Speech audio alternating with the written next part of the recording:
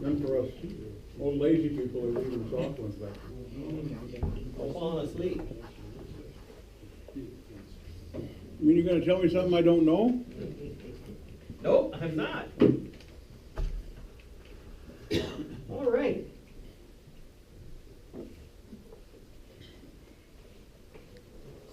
Good. Should John we- Paul, take it away. Thank you. I got nothing important to say, so. All right. Can we do some lights up now? Looks like yes. We can. See? All right. Job I can handle. Excellent. Well, hey, everybody. Good to be with you. Tonight, we want to do some more, some Skywarn training and a little more on the advanced side as far as talking about, and we've got a whiteboard here. And markers? Your guess is as good as mine. I see red up there. Anybody know if there's some markers around? Different colored markers? Gotta be, I guess, you know. not- Craig's got you covered. Only semi-permanent. Only semi-permanent would be good. Well, this is probably gonna be the last time we use this facility anyway, so. Oh, okay. All right. Well, very good. One or two things, if there are any law enforcement folks in here, if you could let me know, I've got a post board sheet. We can get you 2 hours of post board credit. And also, I've been fighting for years to get, for EMS folks. Any EMS folks in here? No. If you are, let's see, individual requirement, ICCR, through the state health department. I've got a sheet, a certificate. I used to fill out a sheet, I handed it in with the names on. She said, that's no good, you gotta hand out a certificate. I said, okay. I handed out a certificate with my name, typed on there, handed that in. She said, no good, you gotta sign it. So you tell me what you need and I'll do it. If I gotta do it on a $20 bill, that's fine, I'll do it. As long as you provide the $20 Gotta be your bill. $20 bill, not mine. A 50. Do I hear 100? No. But we'll do that. So if you're post board credit for law enforcement, let me know. And also if you are with the EMS, let me know, and we'll get you that credit there. And also if I don't have your name and phone number to be a spotter for the weather service, I've got a sheet you can fill out. If you filled one out in the past, no need to fill one out again. But if you haven't, if this is maybe your first time here, or just it's been say 5 years ago, you've maybe filled one out, let me know and we'll get you a sheet there to fill out too. Okay? We want to be very interactive tonight. Maybe we'll do a little drawing on the board type of thing. We want to be very interactive. By that I mean I want you to give me some, some answers to some questions. Even if it's not correct, that's fine. I'll just say, no, you're wrong.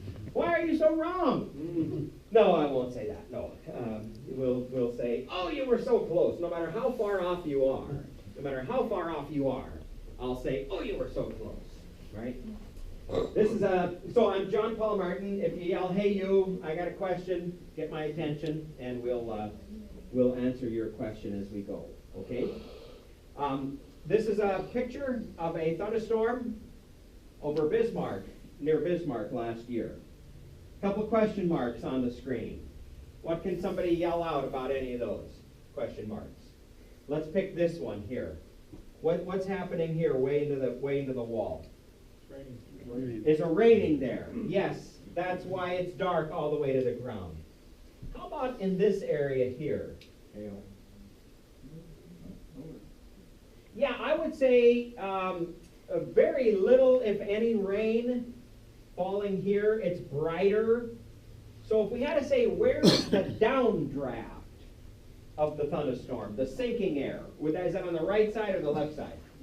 The right side. This is the sinking air. Now we're not talking here. We're talking way into the wall, way into the picture. Is the sinking air, the downdraft, that's where the rain is falling. And you're right that if we're going to get some hail, it's going to be kind of in this area. And then this area on this back side of the storm, I shouldn't have said that. I should have said, where's the back side of the storm? This is the updraft. Again, way into the wall is the updraft of the storm. What is this? What's the significance of this? Why do I have a question mark on this part of the storm?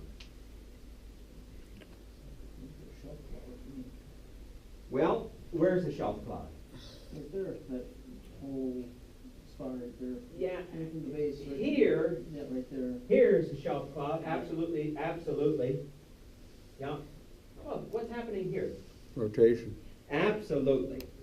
You know, just from looking at it, you can see the way the wind is kind of tearing around here. And if this were a video, I suspect we would see the whole thing rotating. The whole thunderstorm turning. The whole thunderstorm spinning. What do we call... How do you know which is the front and the back? I'm sorry? How do you know which is the front and the back? You said that's the back. How do you know that? Oh, which is the back, did I say? The left side. Oh, what I mean, okay, because from our, all right, that's a good question. Because from our, what kind of, hang on that for a second. What kind of thunderstorm is this where you see the whole thunderstorm rotating? It's called a mesocyclone. The rotation is called a mesocyclone. Meso, very small, tight. Even though you say, oh no, that's over a big area. Well, it's a low pressure system, right? A thunderstorm is a low pressure system on a very small scale. On a very small scale. And you say it's a mesocyclone, very small scale rotation, cyclone storm, right? So very tight rotation. Now, how do I say that, why am I saying this is the sinking air, the downdraft over here? Because it's dark all the way to the ground. That's the rain falling out. And when I say it's way into the wall, because I can see at a pretty good distance here, right, along the terrain, I can see at a pretty good distance, and it's not raining right here. Or my visibility would be much less right here. So when I say way into the wall it's raining, I just mean that this is kind of the side of the thunderstorm. There's no rain falling out right here on this side. And what I mean by the front and back is this thunderstorm, if it's following what we know about these types of thunderstorms, the sinking air, the downdraft, is on the front side of the storm, meaning it's moving this way, the rain is on this side, and the updraft is back here. Or maybe we should say this, as it's moving, is it moving to the right or the left? It's moving to the right. The sinking air, the downdraft, is on the front side. So this thunderstorm is moving off that way. Maybe it's moving into the wall a little bit. Maybe it's moving out of the wall a little bit, but it's moving off that way towards the right. And we can gather all that from just this one picture. The shelf cloud, this detached cloud right here. You can see the way it's separated. You can see a little gap in there. See that gap right in there? So you say that is separated. It's detached from the main storm. That's what tells you that it's a shelf cloud and not a what other kind of cloud? A wall cloud. Because the wall cloud is what? Not detached. It's attached. It's attached to the thunderstorm. So this shelf cloud forms under the thunderstorm just like a wall cloud does, forms under the thunderstorm. And sometimes it's hard to tell. Is it detached? Is it a shelf cloud? Or is it attached? Is it a wall cloud? And the only way to figure it out sometimes is to wait. Because if it is a wall cloud, and we'll talk about what's so important about wall clouds and shelf clouds, why are we talking so much about those? If it's a wall cloud, as the thunderstorm moves along, the wall cloud is going to stay under the thunderstorm. It's going to stay under there. But if this cloud under the thunderstorm does not stay under there, if as the thunderstorm moves, this cloud underneath pulls out from under there, then we say, oh, that's a shelf cloud. It's a shelf cloud. So, wall clouds. Why are they important to talk about and learn about? And know when you see one. Why are they important? Tornadoes drop out of them. Because what? Tornadoes drop out of a wall cloud. They can produce tornadoes, yeah? Do you need a wall cloud to get a tornado? No. No, you don't. No, you don't. But tornadoes can drop out of wall clouds. And probably the more organized thunderstorms, the ones that might produce a stronger tornado, probably have a wall cloud that that tornado is going to come out of. What's the significance of a shelf cloud? What happens with a shelf cloud? Wind. What about the wind? What about the wind from a shelf cloud? Pretty strong. Pretty strong. Yeah. How about here I'm a thunderstorm, and I'm moving toward you, and I'm putting out this shelf cloud underneath me, and this shelf cloud is racing out ahead of me, right? Yeah. So right now, before I get to you, where's the wind from? Coming into it. So you're looking at this thunderstorm moving toward you, and there's this shelf cloud coming out from underneath that thunderstorm. It's moving toward you. So as we're standing here looking at that thunderstorm, is the wind at our back or is it in our face? Here's the thunderstorm over here, and it's moving toward us, and here's our shelf cloud underneath, and it's coming toward us, and we're standing out ahead of it, and here it comes toward us. The wind at our back or in our face? I'll say Probably back. not bad. I'm looking for somebody to say back. I'll say back. Looking for somebody to say back. Hey, so here, and maybe I'm not, I think we're going to have to put a few lights somewhere on. If that's in the back, that's fine. But we need to have a little more light if we can. So, they like it dark? There you go.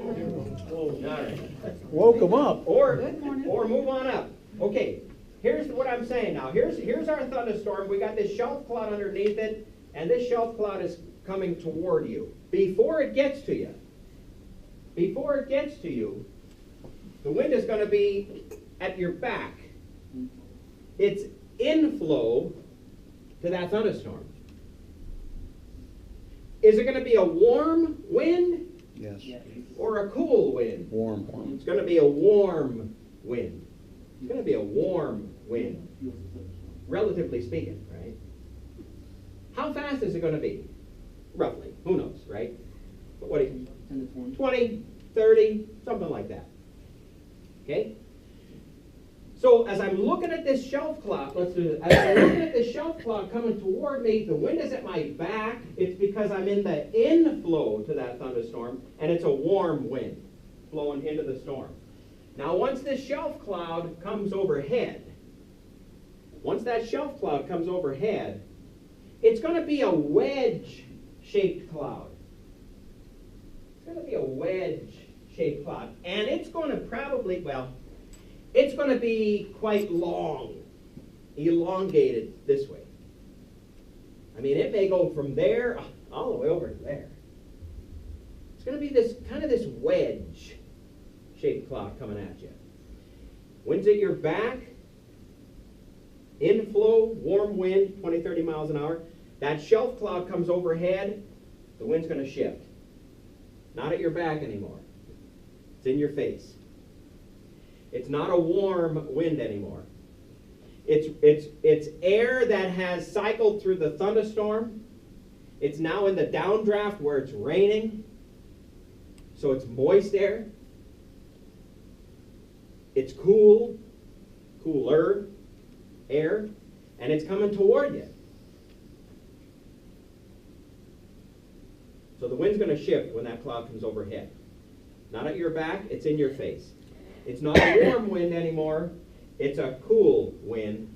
You're not in the inflow anymore to that thunderstorm, you're in the outflow. Put the lights up here.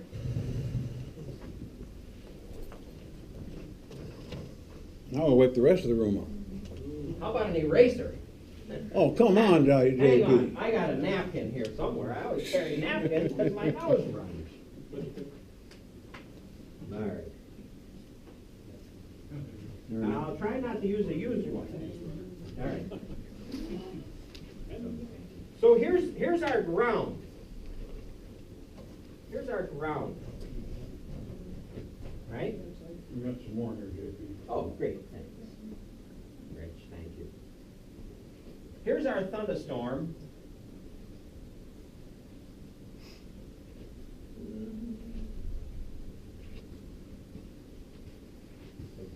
And underneath here,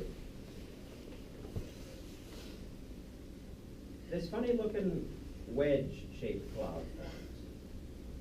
And then as this thunderstorm moves this way, this cloud will also move that way, but it'll race out ahead. Because here's what's happening. The updraft is on the back side of the storm, out here. This is rising air. This is sinking air, downward motion. This downward air is coming down, it's raining here. The sinking air is coming down and out, and it's actually pushing this shelf cloud out ahead, farther. You're getting the downdraft out of the thunderstorm coming down, hitting the ground, and it's pushing that shelf cloud out ahead. And what you're getting is rain-cooled air coming down like this, warm, moist air flowing in like that. And where they meet in here, that funny-looking wedge-shaped cloud forms. The warm air is coming in and pushed up, the cool air is coming down and out, and in between, where they meet, this funny-looking wedge-shaped cloud forms. And again, this sinking air is pushing this out ahead. Pushing it out ahead.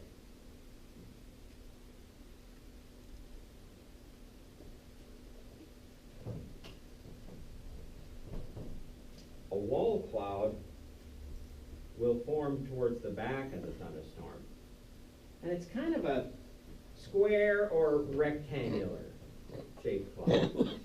But it's attached to the storm, and it's not going to move out from under there if it's a wall cloud. As the thunderstorm moves along, the wall cloud is just going to stay under there. What feeds the wall cloud? Updraft. Absolutely.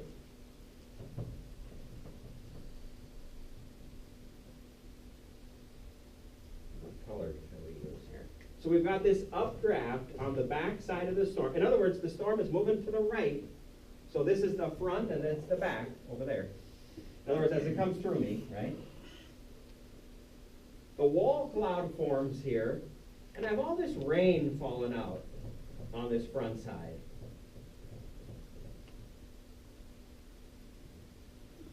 Some of this sinking air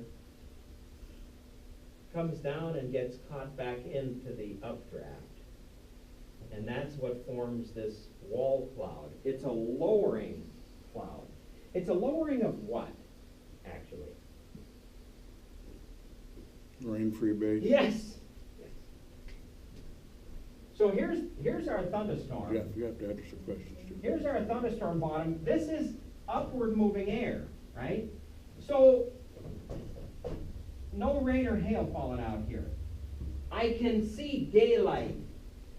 I can see daylight through the bottom of the storm underneath the updraft because there's no rain falling out there. There could be some monster hail falling out there because if you've got a softball-sized hailstone falling into the updraft, it may make it down to the ground, right? The updraft isn't strong enough to keep pushing it up. It falls through the updraft. But raindrops, no, raindrops are going up. Raindrops are going up into the storm. They're falling out over here. This is my updraft. And part of this sinking air gets caught back into the updraft of the storm, and you start to grow your wall cloud. And it actually will grow this way. And what do we call that cloud that it grows out into the rain? Your turn, area? Jeff. It's called what? Tail cloud. A little tail. Little tail back there. Okay, we'll show you some videos about this. Little tail.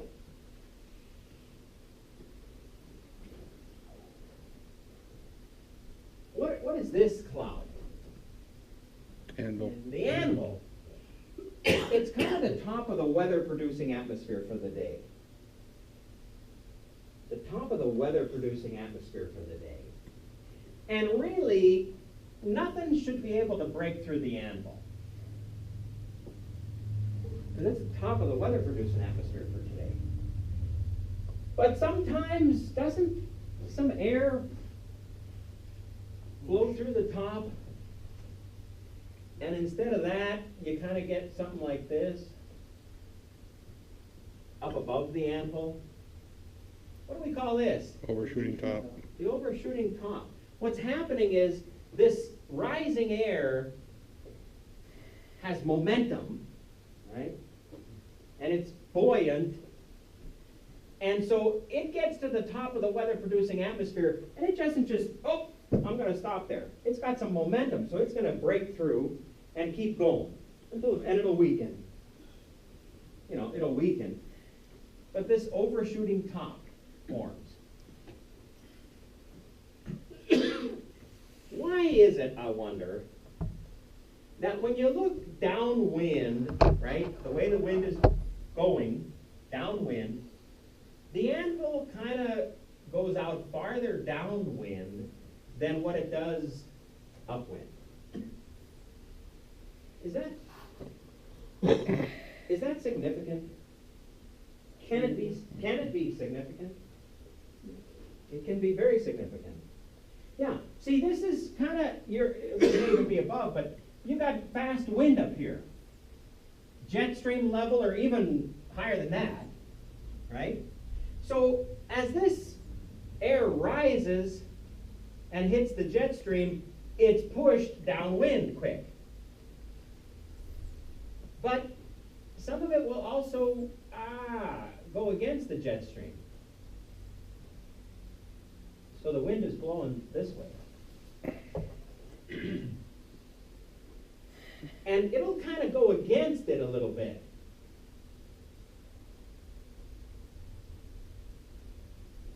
What if though, instead of like that, it's like this? It's still predominantly downwind, right? But boy, look at how far back it's gone. What's the significance of that? Worse to make it visible. What's significant is for this updraft, right, to get caught up here in these fast winds and blow downstream, that's just, yeah, it's going to happen, no problem. But for this updraft to actually fight the wind, it's not going to make it very far. It's only going to make it to there. But, gee, if for whatever reason it's making it way back here, this must be just tremendous. That updraft You're gonna have monster hail out of that thing. must just be amazing. So these are things you can look for when the thunderstorm is 75 miles away. And you look at the anvil, and you say, where's the anvil? Predominantly, goes far, that's downwind. But if you say, gee, yeah, the anvil goes far downwind, but holy cow, look at how far into the wind it goes. How far into the wind it goes. You've got a tremendous, and I don't know what I mean by that, 125 miles an hour, 150 miles an hour, updraft in that thunderstorm. Tremendous updraft. Tremendous. So visual clue. So then you go in, you look at the radar on your phone, you pull your phone out, you look at the radar and you see that thing's out by Williston and it's moving this way. Boy, if it keeps coming and nothing stops it or it doesn't change its direction a little bit, look out. Look out. All right.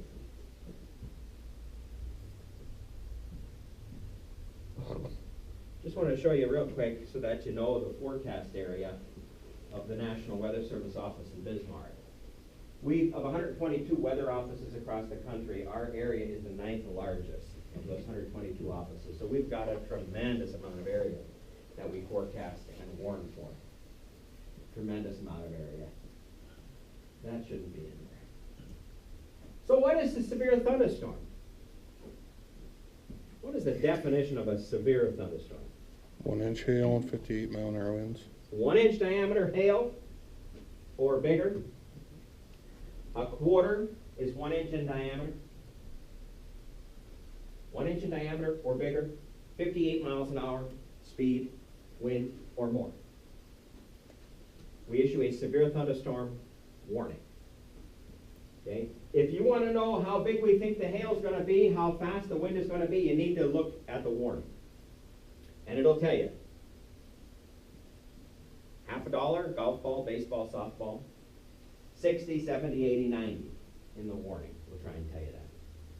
And at the bottom of the warning, what we'll do is I brought a MiFi, so maybe we can see if we have any weather going on across the country and see if on some of these warnings, I'll show you what I'm talking about. But there's a little tag. You don't have to read the whole warning anymore. We put a little tag at the very bottom of the warning. And it says hail and wind. And then we'll have next to it hail, it'll have the size, and wind, the speed. So you don't need to read the whole warning, you just go right to the bottom. And you'll see what it is. Okay? You're doing all that work to write that warning and we don't even need to read it? John, Correct. John, they have 3 active tornado warnings right now in the country. All right, excellent. We'll take a look at those. Where? Southeast?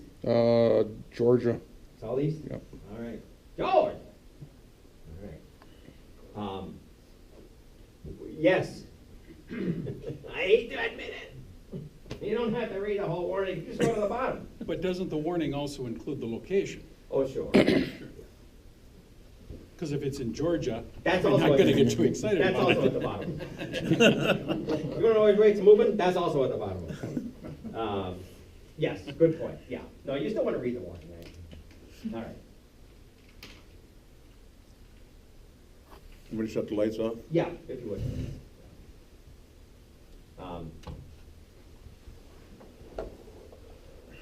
Radar, let's take a minute to explain this. So this is La Crosse, Wisconsin, and here's thunderstorms moving through La Crosse area.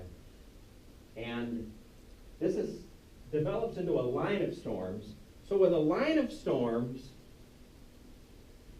what might you be thinking could be a big threat with a line of thunderstorms?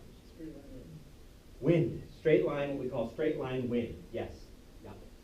And you'll notice, I can't stop this, but you'll notice they pretty much start warning north to south, the whole line.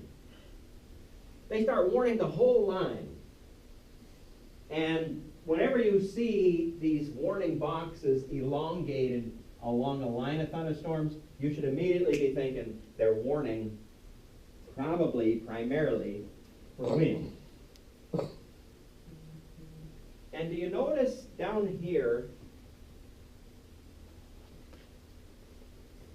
what starts to happen here? Bow out. It starts to bow out. So we've got this line of thunderstorms. We've got this line of thunderstorms pushing towards the southeast, and this part races out ahead of the rest of the line, and so it bows out like that. So the wind here is faster, it's pushing this part of the line faster than here or here, so you get this bow, like a bow and arrow, you get that bow echo.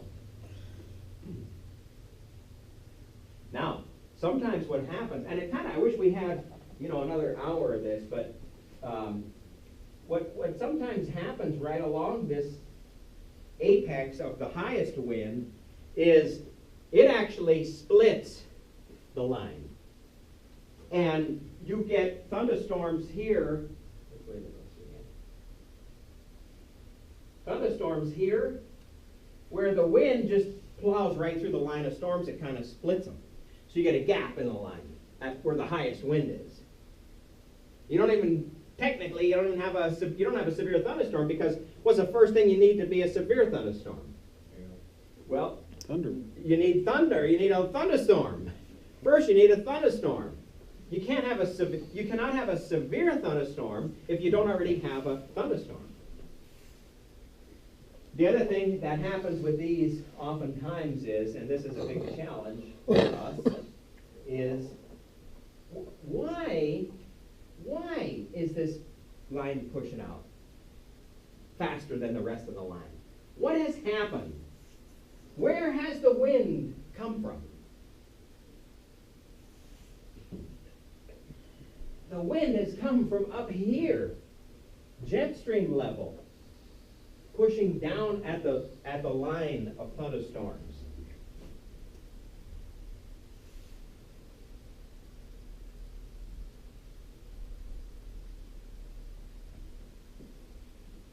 And so the problem is that the thunderstorms are way out here, but here you're still getting 65-mile-an-hour wind gusts. And there's not even a thunderstorm going on. What do we issue for that? Am I going to issue a severe thunderstorm warning? There's no thunderstorm. How can I issue a severe thunderstorm warning when there's no thunderstorm? High wind. High wind warning. I'm going to issue a high wind warning. If I think it's going to last a while, right? Because if it's going to last 10 minutes, I might say, you know, my resources are better spent on these severe thunderstorm warnings, looking for the possibility of a tornado, some spin in there type of thing, rather than posting a high wind warning for a half an hour. It's going to be a tough call to make. So lines of thunderstorms, when you see a line of thunderstorms on radar, oriented north-south, northeast to southwest, however, not necessarily east to west, right? Doesn't happen very often. But when you see a line of thunderstorms oriented on the radar, and it's coming, you should be thinking wind. And maybe not yet 70-mile-an-hour wind, but 40, 50-mile-an-hour wind. And if you start to notice any kind of bowing, any kind of part of that line moving faster than the rest of the line, you got to be thinking that's where the punch of wind is. So again, what I'm trying to a little bit tonight is with this type of thing is so that when you're out, you know what I mean? You're looking 80 miles away, you can start getting an idea of, geez, that thunderstorm. No, look at most of that anvil is downwind. Only very little bit is going upwind. Very little bit. The updraft is relatively weak. I'm not saying it's weak. Relatively weak. See what I mean? But you look at it and you say, holy cow, that anvil is going upstream. It's fighting the wind as much as it's going down. Wow, you got a tremendous updraft. The other thing, you're watching a radar. You see something like this coming toward you, so that you got to be thinking, wind is what I should expect. Wind is what I should be expecting. What's this? Outflow wave. Yeah, go ahead. Go, you got it. Outflow wave. It's outflow from these thunderstorms. All this cool air has been put down here, this rain-cooled air, and it's now spreading out. And it's forming this fine line on the radar. Okay? We got to watch those fine lines because it's colder here than it is over here, relatively speaking, right? It's in the 90s here, it's in the 80s here now. Say, oh, well, 80s is warm. Well, relative, right? Relatively speaking. And so this acts as a little cold front. Cold front's what we need for lift. The cold front coming through, it's pushing the warm air up ahead of it, sharply at the front of the front. Pushing that warm air up. And this acts as a little cold front. Got to watch those for more thunderstorms to be developing. John Paul, what's that on the left side where it's almost stationary, a very thin line that starts to form now? Here? Yes. That's the outflow. Right here? Boundary from this other. Yes. Yeah. So what's happened is, and I'm sorry I can't stop. That's okay. It goes over and over. So this is rain-cooled air here now, And now finally, the strong push of wind from these thunderstorms going to the left has caught up with this little fine line and now starts pushing it out. I see. Okay. So it'll kind of hold in, it'll form close to the back side of the thunder.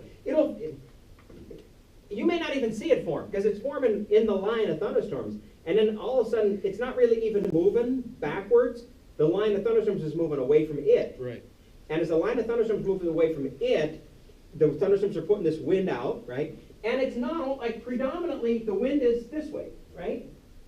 Right. But there's some going back, too. Right. Because this wind is coming down, it's hitting the ground. It's not all just going out that way. Some of it's going back, too, when it hits the ground. Gotcha. Right? Can't go into the ground, right? So it spreads out and it pushes out. You're also, here's the other thing, this is Minot. I got these thunderstorms to the east of me. I'm done with my severe weather. I'm done. Yeah, okay, but you're still watching the radar, I hope, and you say, look at this. If I go outside right now, I should expect it's going to get gusty. People are behind the thunderstorms and they're outside and all of a sudden the wind kicks in 40 miles an hour and they're like, whoa, what's happening with this? Well, not you anymore, right? You know.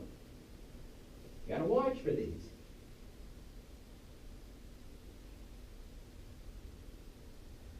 If I'm out here in, I can't read this, and I don't know La Crosse, Wisconsin.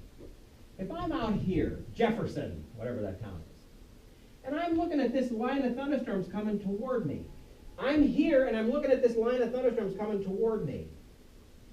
I wonder, what kind of cloud do you think I'm going to see on the front side of those thunderstorms coming toward me? Yeah, go ahead, yell it out. A shelf cloud. Yeah. Because this shelf cloud is forming here and it's racing out ahead of the line of thunderstorms. So if I'm standing here, and I see this line of thunderstorms coming toward me, I'll bet you a Mountain Dew there's a shelf cloud on the front of that line of thunderstorms.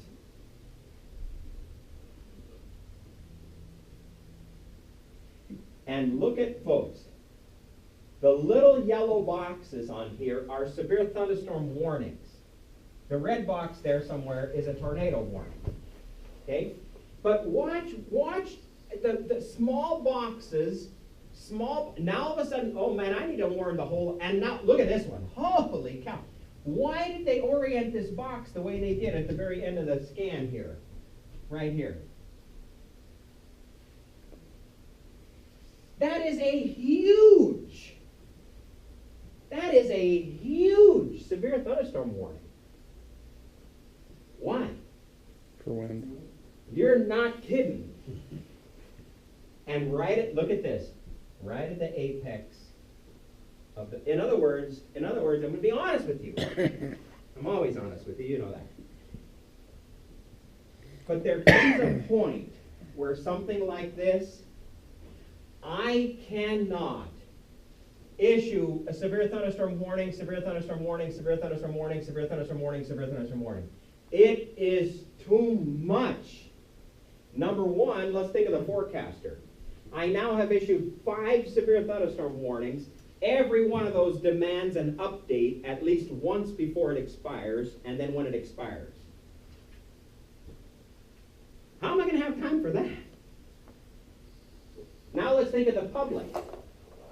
The National Weather Service in Bismarck has issued a severe thunderstorm warning for Renville County. The National Weather Service in Bismarck has issued a severe thunderstorm warning for Bottineau County. The National Weather Service in Bismarck has issued a severe thunderstorm for Ward County. National Weather Service for Montreal County. National Weather Service for McLean.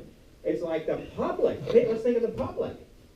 They're saying, what the heck is going on?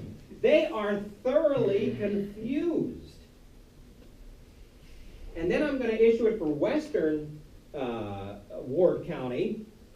And then the thunderstorms are now moving at 50 miles an hour. And now I got to issue for Eastern Ward County if I want any kind of notice.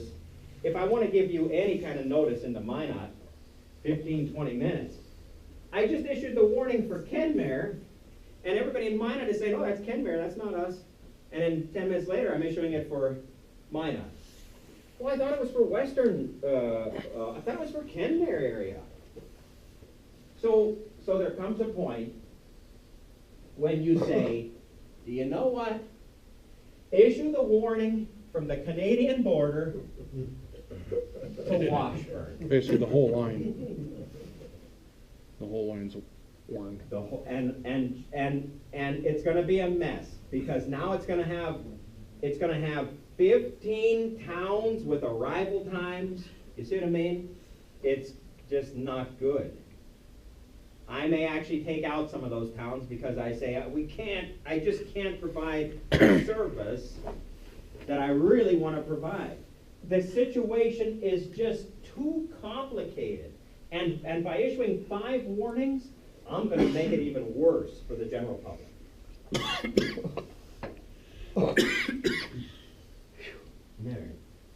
And let me tell you, folks, this happens a lot. You know it. If you've ever watched a radar across North Dakota, it happens. It happens. We sectorize. You know, you guys got the northern part from, Ward County, Montreal and north, and I got south of there. And all of a sudden now I got a thunderstorm that's moving out of your county and into my county. Because it was moving east, now all of a sudden it's starting to move southeast. Now it's coming. Now we got to figure out, are you going to take that storm and handle it into my area? Am I going to take it? Yeah. Let's just warn the whole line. Let's just warn the whole line. You know that radar sends energy out? When that energy hits raindrops, snowflakes, hailstones, you know that energy comes back to the radar. It's called reflectivity. No. What is it called? It's called reflectivity, right? It's called reflectivity. Just think of it as the energy reflected off the raindrops, snowflakes, and hailstones. Here's our scale of intensity. Light, moderate, heavy, right? Little bitty raindrops return a little bit of energy, paint them blues and greens, maybe into the yellows. Big hailstones, wet hailstones, or a whole bunch of hailstones return a whole bunch of energy to the radar, paint those purples and whites. There's base reflectivity. Shows energy returned to the radar, displays precipitation boundaries like I showed you, non-weather targets. Let's go back to this. You ever watch radar? You watch the radar? Yeah. What do you notice coming up this time of year now? I mean, in the winter too, but not as much as in the summer here. Huh? Radar blue. What? Blue? Is that what you're talking This in the evening. Yep. You see kind of this clutter pattern around the radar, and you said All bloom. the insects in the world Yeah. take off. Well, and it kind of does this, right? Bats. And then the next morning, no, all around the radar, right? Not just certain. And the next morning, you see it come in like that. And the next evening it goes out, and the next morning, what's that all about? Humidity. It's some of it is ground clutter, but humidity plays a big role. In the evening, what typically happens to the humidity? It increases. Comes up, it increases. Yep, as the temperature drops, the difference between the temperature and the dew point gets smaller, the humidity increases. All right? In the evening, let's talk about stable and unstable. Who can talk to me about stable? What is stable and unstable? Stable, you don't necessarily get too much storms, if any. The And atmosphere is unstable, stable. you get That means storms. that when I get a cold front coming through and I get these moist parcels near the ground, and that cold front lifts those parcels are going to lift up. But the atmosphere is set up in such a way that that parcel of air, when it gets up here, it is colder than the air all around it. So it's not going to keep going. It's going to sink back down towards the ground.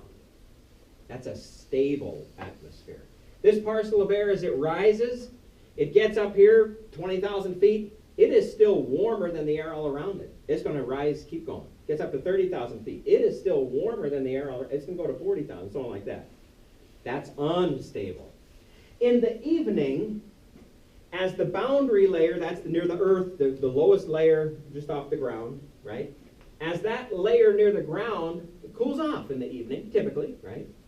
The atmosphere becomes more stable. So the energy and the humidity is increasing. And so this energy from the radar, when it goes out into that atmosphere, it's actually bent back down towards the ground. And so the ground clutter pattern will do that in the evening. The next morning, what happens? The next morning, the sun comes out, and it starts to heat the ground. And you get some mixing of air, rising parcels of air off the ground. The air starts to mix up, it becomes more unstable, and that ground clutter pattern will come back to be just ground clutter right around the radar. Watch that. It'll expand. Here, look at this. I put a bunch of cool air down, rain-cooled air, the humidity is increased. I got a bunch of cool air here now. Look at this white returns expanding like crazy because the atmosphere is becoming more stable behind those thunderstorms. That's why the picture is lighting up with the whites and these light blues.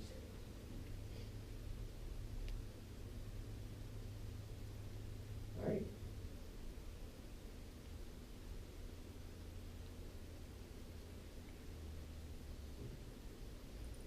What is this all about?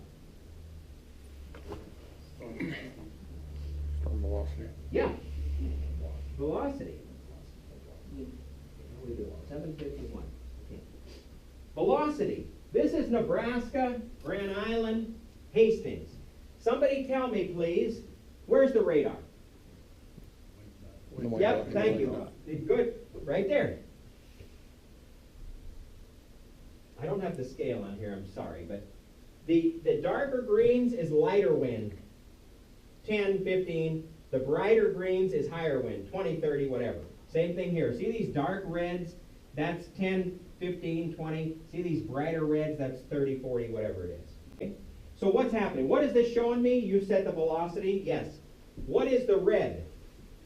The radar sent energy out. It hit something. Energy came back to the radar. It is determined, hey, I can figure out if that thing is moving toward me or away from me. And if it's moving toward me, I'm going to paint it a certain color. And if it's moving away from me, I'm going to paint it a different color. What's the green? Away. Close! Oh, you were so close.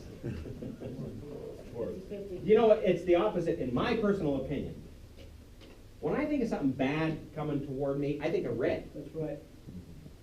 So, however, I was not the deciding factor when this radar was deployed to say green is motion toward the radar and red is away. It is completely the opposite of what makes sense to me.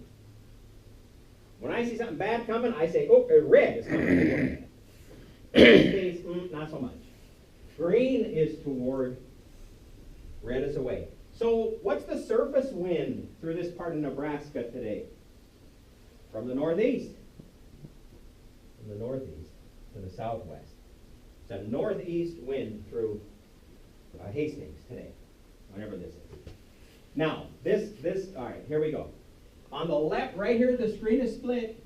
I got the reflectivity over here. I got the velocity over here. Somebody yell something out. What do you see interesting?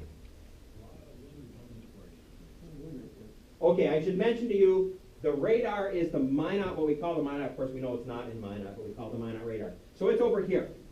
It's over here. Somebody tell me something about the reflectivity. Anything? Starting to get above. Yeah, okay. This is kind of interesting here, isn't it? And then here's a line. And I got some real high returns. I mean, look at that, right? Almost to the top of the scale.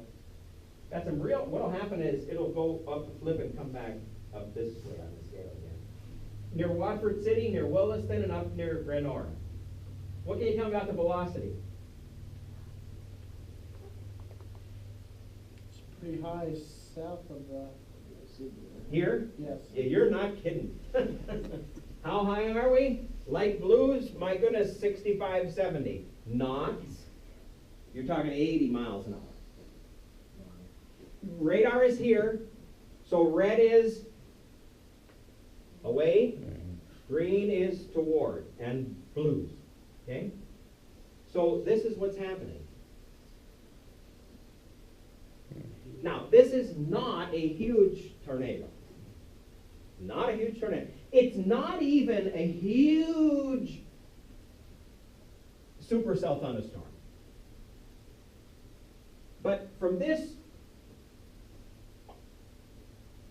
reds here, so we're up 20, maybe 30, right? Maybe you say even as high as 40 with some of these brighter reds. But here, my goodness, we're in the 60s and 70s. So, what can you tell me about this line of thunderstorms versus this pocket up here? Anything? Straight line winds, high winds, you think? High winds? Okay, how about this line of thunderstorms? Is it going to be moving pretty slow, what do you think, or pretty fast? Pretty close. Pretty darn fast. I'm getting 80 mile an hour. How about up here? Much slower. Maybe hanging, maybe moving even a little to the west. The point is, based on this should be kind of moving real slow, kind of hanging in there. But this should be barreling through.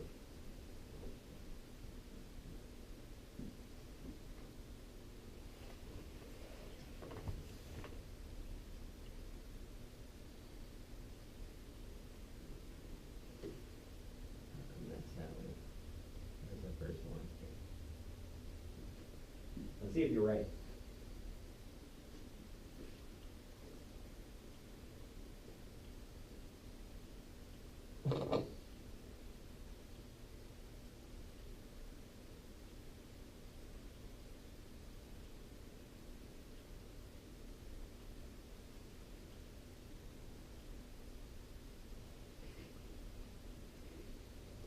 Oh my goodness, looks like a shelf cloud.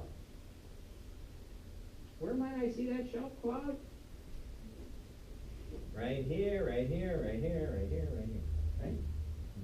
So, let's speed it up this time and go through.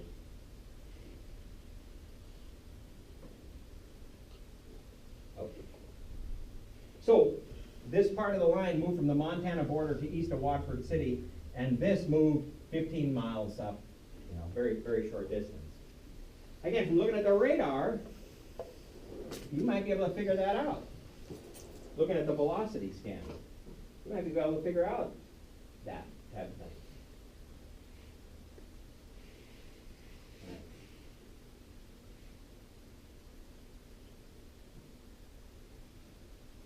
Here's the Bowbells away, Minot radar, so it's down here in the bottom right, away, toward. Now, I'll bet you if you're looking around Bowbells this day, you're looking up at that thunderstorm, you're saying, geez, that whole thunderstorm is turning. I got a supercell thunderstorm. And right here, right next to each other is the toward and away, and if you're in Bowbells this day, this is what's moving through, not through Bowbells, but nearby, in the northeast. Large tornado moving through. This is this past summer. Minot radar again. So it's over here now. Here's Rugby down here. EF2 tornado there. Moving through. EF2. Couple problems with the radar. Yeah, as you know. You cannot take the energy and point it straight up over the radar, so as thunderstorms come in close to Deering, North Dakota, where the radar is just east of there, 8 miles, whatever it is, I can see the whole thunderstorm, but as I get close to the radar, the radar cannot detect the top of the thunderstorm anymore. It'll make the thunderstorm look like a weekend. And then when it comes out the other side, now I can see the whole thunderstorm again. It'll make it look like it grew stronger as it moves towards counter and Rugby. The other problem is the farther you go away from the radar, the higher up the energy is in the sky. It's a cone of silence right over the radar, so I cannot see this whole thunderstorm. I cannot see the bottom of this thunderstorm that's out at Dickinson. from Bismarck to Dickinson. I can't see the bottom of that thunderstorm. So that, in these pictures that I showed you,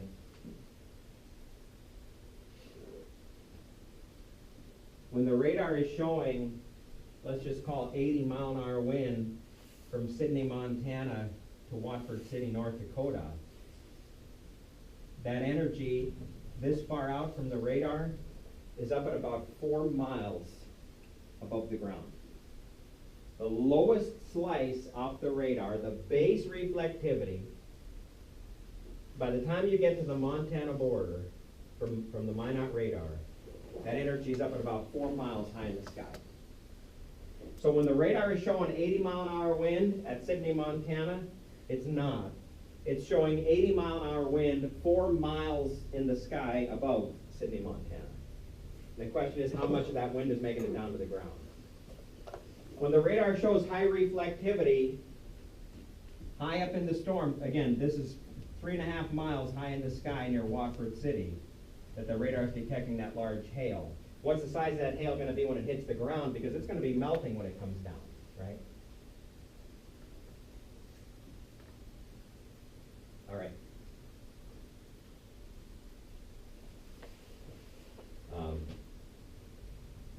Let's show some mesocyclones and some shelf clouds and that type of thing. Okay, from this. Okay, here we go. We talked about, well, I guess we'll get through this once or twice.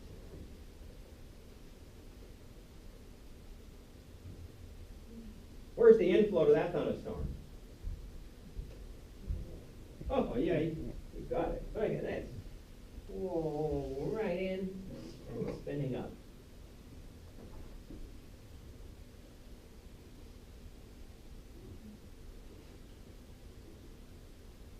Fast forward. It's fast forward, right?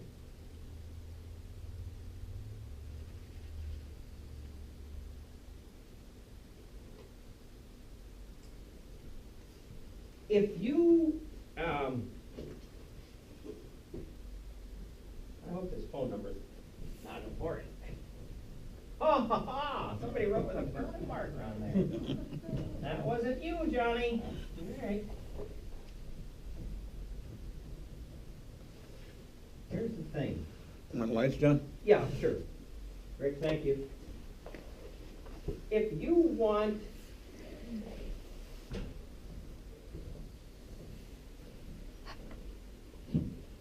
if your updraft in your thunderstorm is too close to your downdraft, you're going to get rain and hail falling into the updraft. So in other words, the thunderstorm is trying to push up, but as it's pushing up, there's rain and hail falling down through that updraft. You know, it's like if I said stand up, you'd stand up, no problem, right? You're much stronger than me. But if I went like this, you know, and now said stand up, you'd still stand up. But it'd take a little more out of you, wouldn't it, to stand up? Because I'm pushing down on you. Same thing here. This updraft is trying to go up, but it's raining and hailing into me. It's kind of choking me off. I can't just go. Single cell, you may have heard about single cell thunderstorm. Pea-size hail, burst of heavy rain, 40-mile-an-hour wind, 20 minutes later it's gone. Garden variety thunderstorm. What do we got to do if we want, and you know, don't misunderstand, right? We want big hail. I want a high wind. What do I need? Somebody yelled it out way earlier. You need shear. What is shear? Islands aloft. Is what? Islands aloft. Well, Different winds. different. Different winds. So here, two kind of shear. Speed. I got 50-mile-an-hour wind up here, 25-mile-an-hour wind down here. As I go up through the atmosphere, the wind speed is changing as I go up.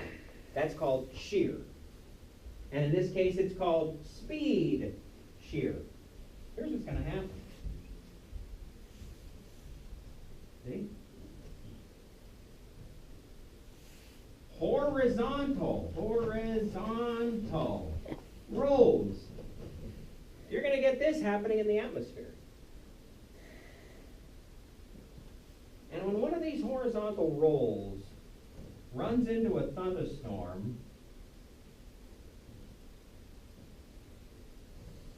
thunderstorm has an updraft and a downdraft.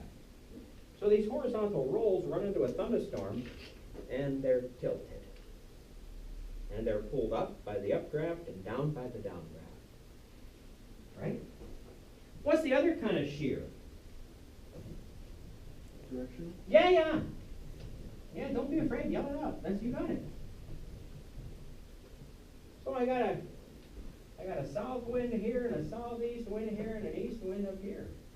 So if I'm a little parcel of air, I'm going to be rising. But when I get up here, now I'm going to start going this way. And when I get up here, I'm going to start going this. Oh my goodness, look at this. The atmosphere is set up in such a way that if I'm a little parcel of air and I start rising, I'm going to move this way, then I'm going to move this way, then I'm going to move this way as I go up. And holy cow, look at me all of a sudden. Direction shear. If you want a supercell thunderstorm, and I know we don't, and if you want large hail, and I know we don't, and if you want Jeff high does. wind, and I know we don't, Jeff does. some of us do. You need speed shear and you need direction shear. How do we know if we have that? We release a weather balloon twice a day from the office in Bismarck. Gives us that information. Gives us the wind speed, the wind direction, humidity, pressure, and temperature up through the atmosphere.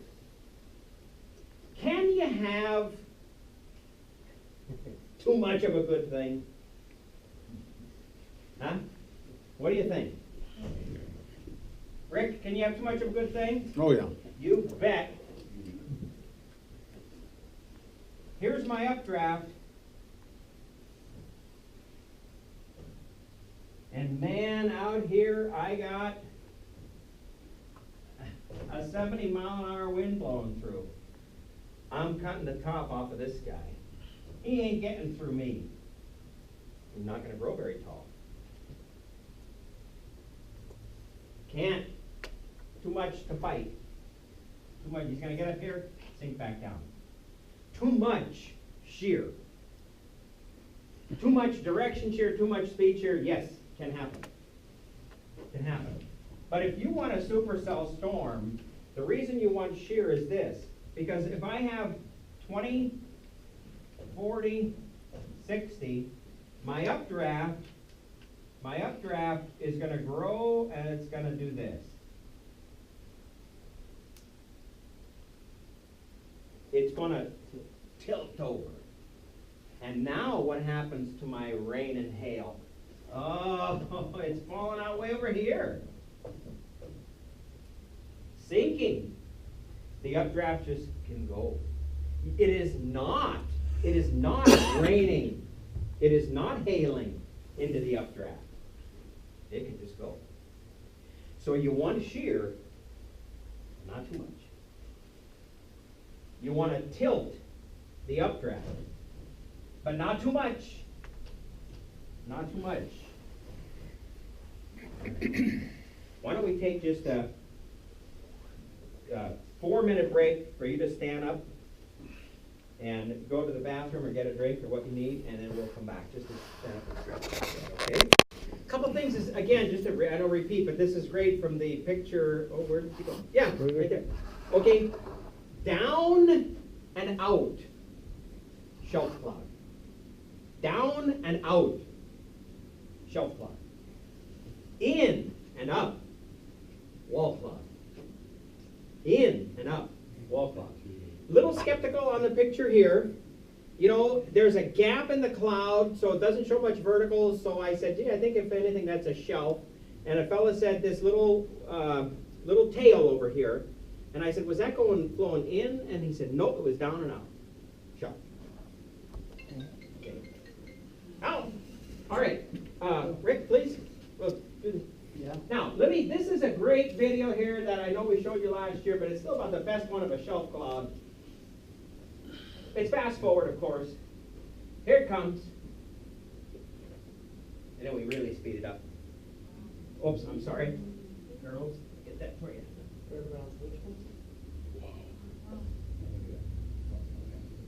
the wind. Okay, you got it now? Okay, you're not gonna get that with a wall cloud.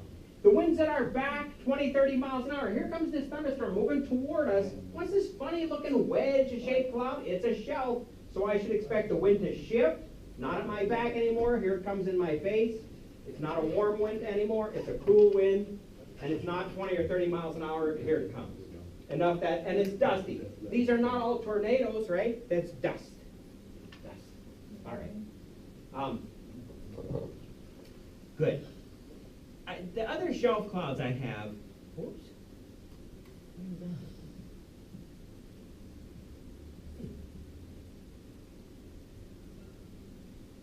Oh, here, maybe here. No. The other shelf clouds I have, I don't think they're as good. Let's see.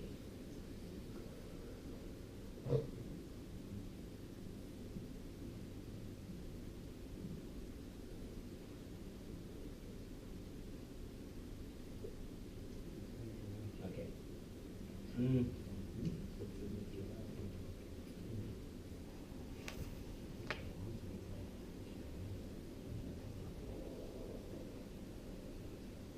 Way too big to be a wall cloud.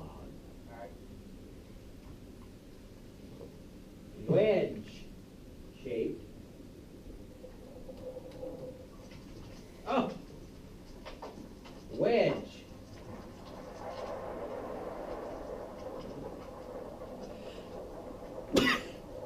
What's happening here? What's happening there? What's happening there? Little fingers sticking down, but they are not spinning. They are not spinning. You will, because the motion is down and out, so as the motion comes down and out, of course it's going to hit the ground. You're going to get a little return, right? That's going to cause little pieces of cloud to form. But they're not spinning. In other words, here, see it? See right here, this little finger, little finger, little finger. They're not spinning.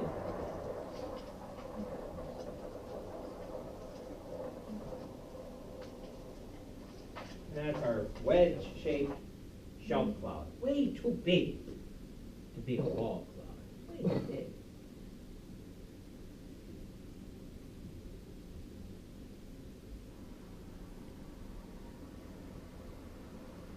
Kind of looks like the picture I showed you at the very front, isn't it? Kind of, sort of. Separated. See it here? Separated.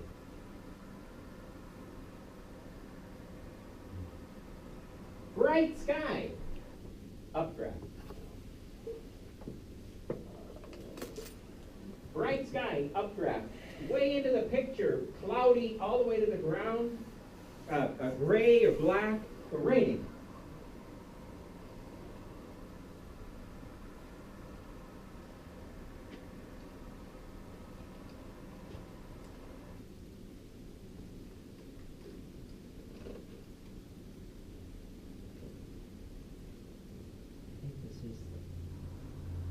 Let's see here. Same one. All right. Oh, that's just music. I wear my sunglasses at night. Do you see this? Remember I said single cell thunderstorm? Watch.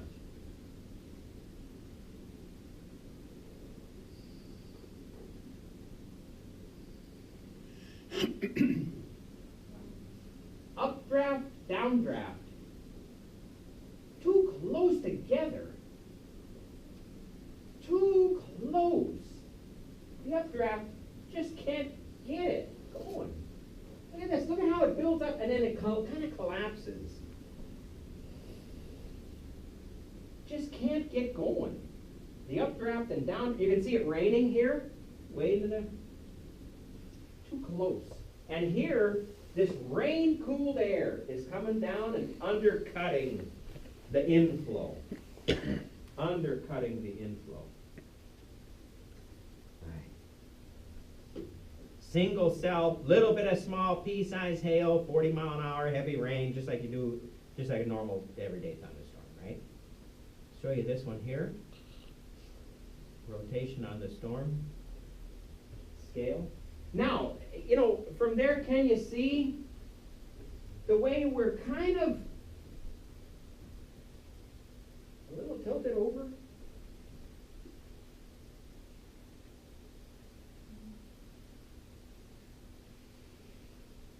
And the whole thing, again, fast forward, but the whole thing is spinning.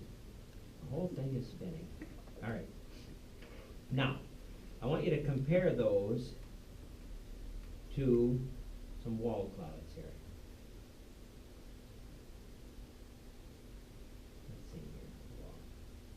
Let's see here. STUVW.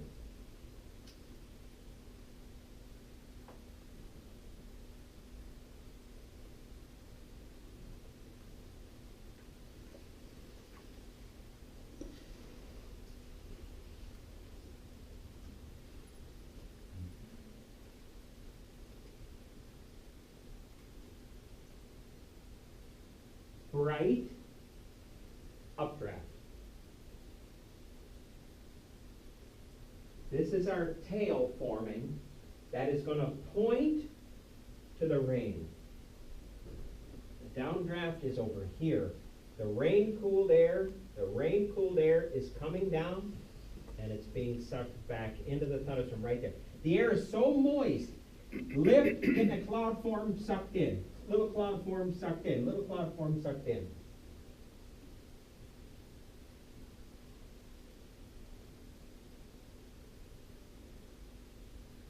Forms the tail.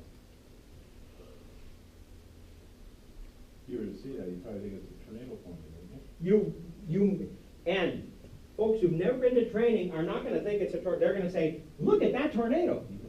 They're not going to think it's a tornado. They're going to say, look at that tornado. Jeff and I and Dean were looking at one like that last summer. It can confuse even When seasoned Dean and I spotters. were at different locations, we've been to training. Oh, yeah. We knew it was a tail, but Yeah. there were people that were calling in funnel cloud. Yep, absolutely. But it can confuse even seasoned spotters. Listen, yeah. No doubt about Unless you have people on different You know, angles. people, I've been out with folks not spotting necessarily, but in my backyard. And the neighbors come out, you know, and what is that? And I say, I'll let you know in a few minutes. If it moves out from under there, it's a shelf cloud, we got nothing to worry about, some gust of wind coming through. But if it's a wall cloud, I'm going in. You know. Let's get to where it was good here, and then, here's my point. It's not down and out. No. It's in and up. You can see it moving up. Absolutely, and again, you know what I mean, but in and up, wall, down and out, jump. All right. And then at the end here, when he zooms back out, raining over here, this whole thing, stop, hurry up. You devil! All right. The devil is hard at work. Everywhere. All right. Here, stop it. This whole thing is the rain-free, hey, look at how bright it is. That's all updraft. Rain-free bottom of the thunderstorm. Rain-free base. And what we say is a lowering of the rain-free base into the wall cloud. And in reality, the rain-cooled air coming down, inflow, so that this lowering of the rain-free base into the wall cloud will now start to grow back this way.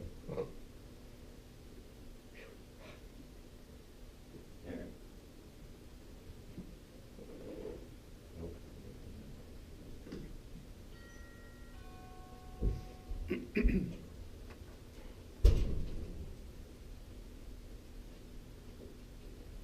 me see, L.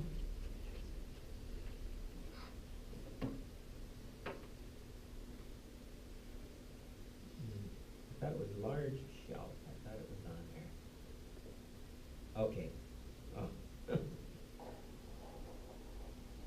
Oh, my goodness.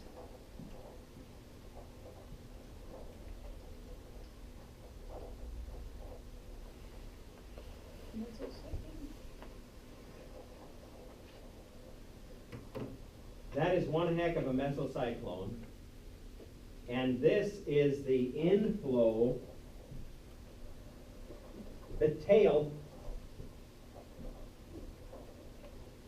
inflow to that thunderstorm. The air is going in, and look at these striations on there. See it? Barber pole in the old days, guys. Tremendous upward motion, rotating updraft. I'm tilted, I'm getting big. Dark all the way to the ground over here, raining like crazy over here. Bright. Ah, again, we had enough of that.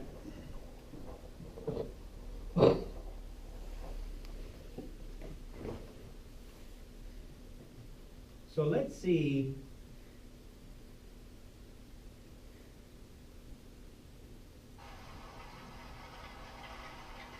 Downburst wind.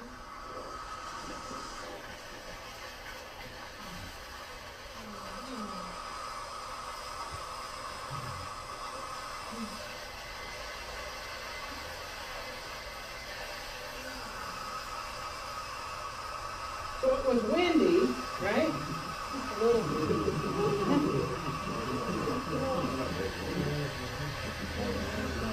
Is that Jerry North too?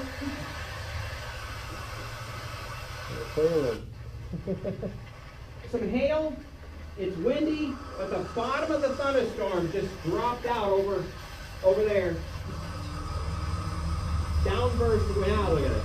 Now we're going.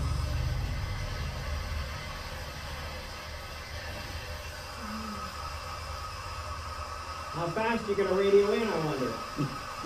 What kind of speed you gonna put on there? Whole bunch.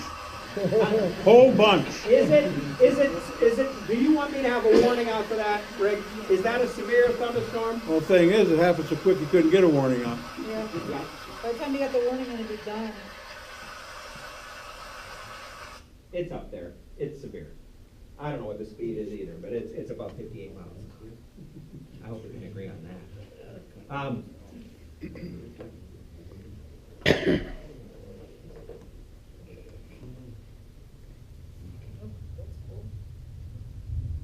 That was quick. That was short. It's too short.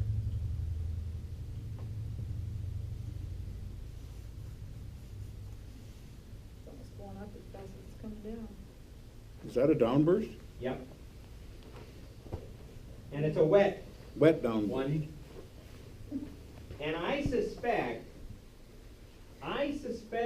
that this is going to be probably, you can never be 100% sure, but I think this is about the last hurrah for this guy. He's dropping everything he's got, and he's coming back down, and he's going to this is his updraft over here, right? He's coming back, he's going to cut off his warm inflow. He's going to cut it off. I suspect he's as strong as he's going to get. It's downhill from here for him. I'm not saying he's not dangerous anymore. I'm not saying that, but his days are numbered, or his hours, I should say, or his minutes, however we want to do that. All right.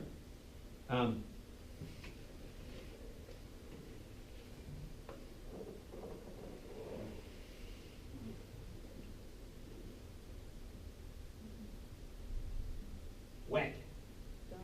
It's raining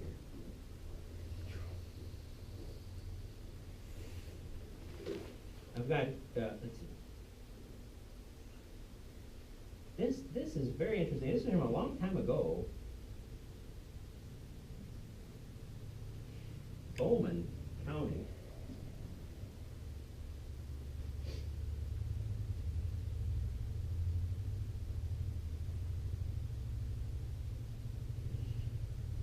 Now, do you think somebody's gonna call in?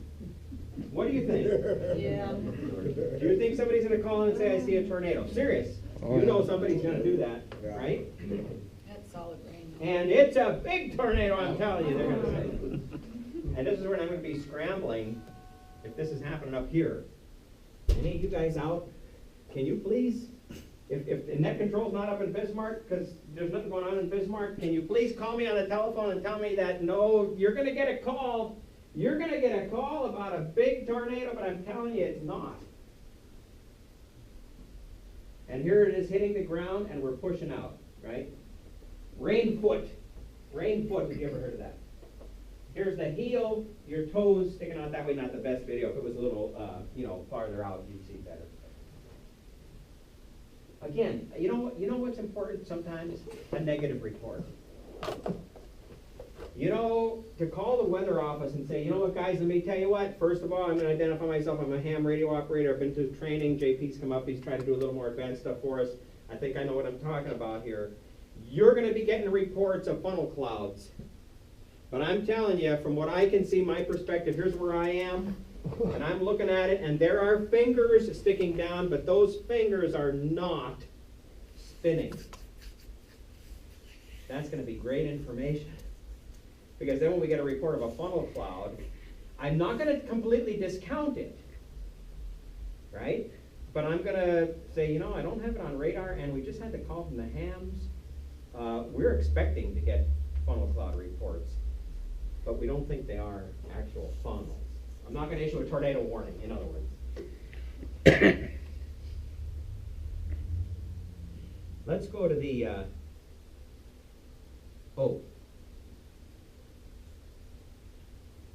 I know I showed you this before, but it's just great because, is it on the ground or not?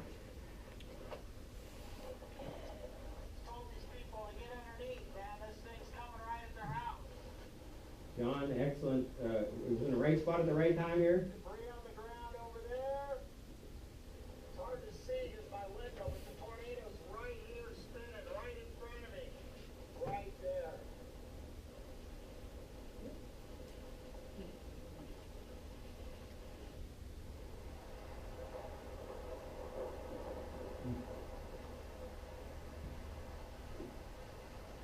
Kind of diffuse, right? A little disorganized, maybe we'd say. Look at this.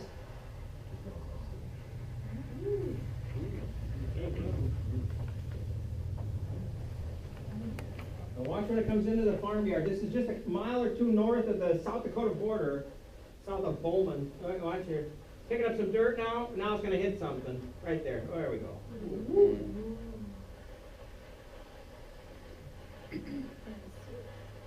So this is a little different, you know what I mean? You don't have this well-defined funnel coming down. But folks, that is not just wind. That's a tornado.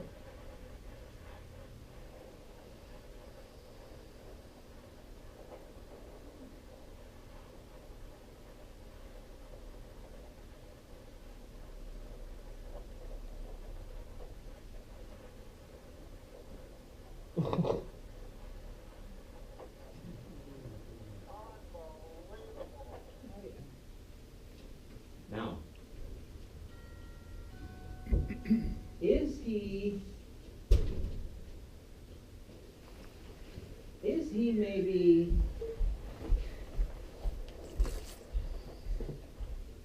maybe a little too close?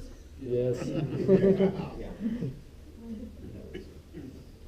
Yes, right? And I bet you if we called him and said, John, come on, be honest, did you think you were a little too close? Not at the time, but now I think maybe I was a little too close, right? But here's the thing. He's got the thunderstorm ahead of him down the road. This is Highway 85.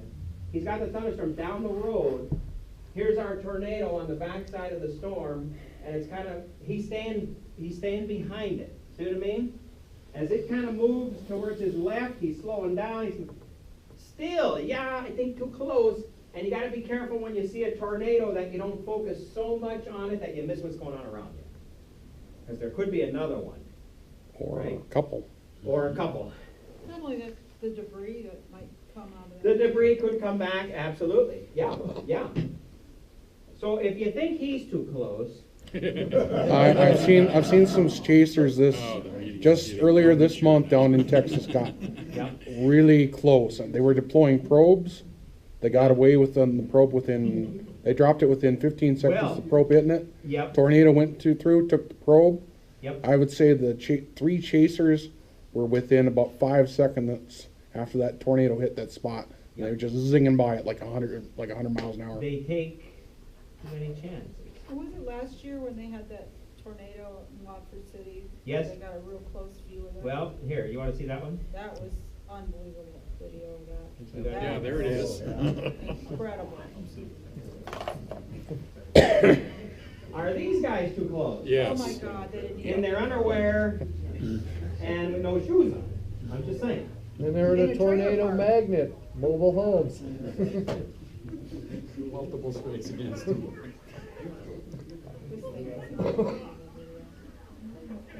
Now, this one is pretty darn obvious, right? That is a tornado.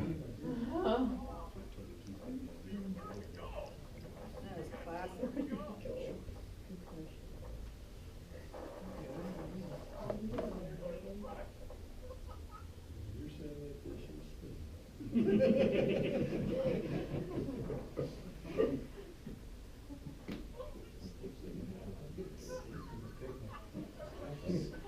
Where are you going? Nowhere to go. Yeah.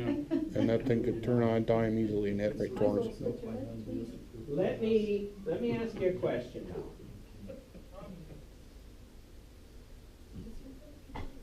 What is it doing where they are?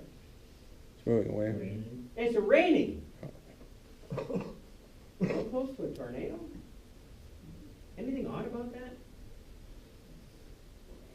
You're in the Yeah, downdraft. this is very odd, You're in the downdraft. because usually what happens is the rain is way out there, and then the heavy rain, and then the hail, and then there's this gap, and here's my wall cloud way on the back side. Not always, but here's my wall cloud, and I'm tornado coming out of it. So I'm moving along this way. So how is it raining here? This system's rotating, it's spinning, it's bringing in the moisture. The It's clouds rain wrapped. producing this rain are not overhead, I don't think. I'm not there, so I don't know, but based, right? I think what's happening is this tornado is spinning. It's grabbing the rain from way over here, and it's wrapping the rain around itself and throwing them at these guys taking the video. The clouds producing this rain are not overhead. They're way over here somewhere. Who cares? Well, I thought that'd be interesting. There we go. Again, this Dan, amazing video. But I bet you if you asked him today, you know, If it would have shifted its track and head towards them, They don't have your seatbelt. that mobile home park would have turned into a major debris field. No, you're safe. and here it comes, look, did you see the piece fly by? Yeah. Just literally right here. The wheels are rubber. Well, let's open the window. Piece of dirt. Yeah.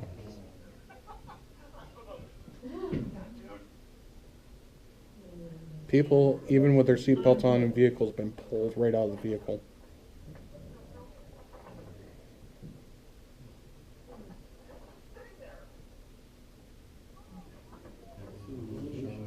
That's a nice shot. This is 3 years ago, am I right on that? Memorial Day.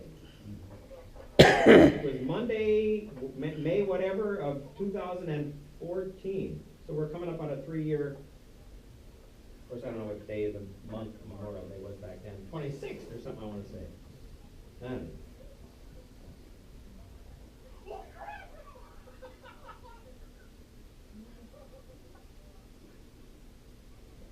Now, you know, the thing we don't want to give people the impression of is,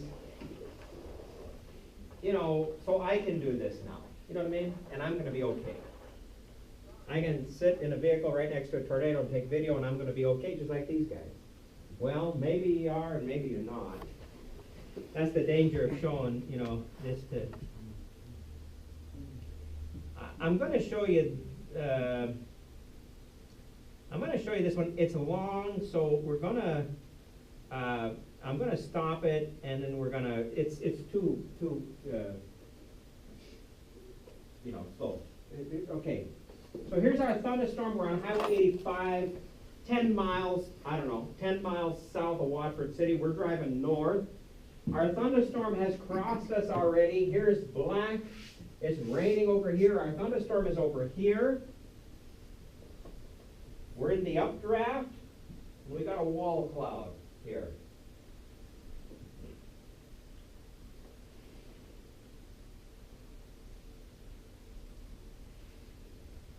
See anything yet? You know, little something there. Doesn't look like it's spinning. No, something back here. Doesn't look like it's spinning. He's pointing in here.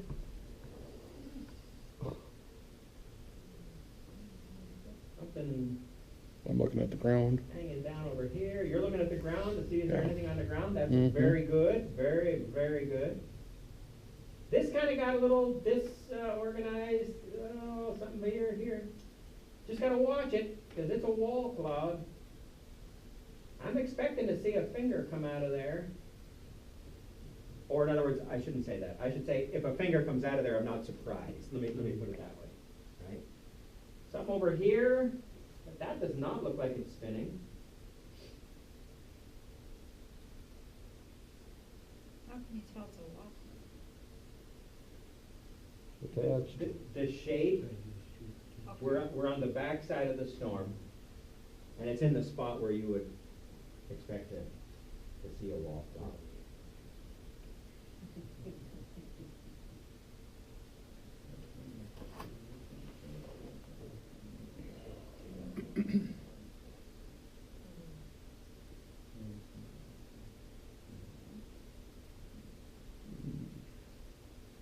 The other thing is, if you say, well, this looks like a finger and spinning, actually, if you look closely, you see the whole thing, the wall cloud itself is turning. Now, Yeah. see, there's this, can you see what looks like a hole in here? Yeah. You see what I mean? There's like a hole in here, and here comes our, It's dropping out. Yeah.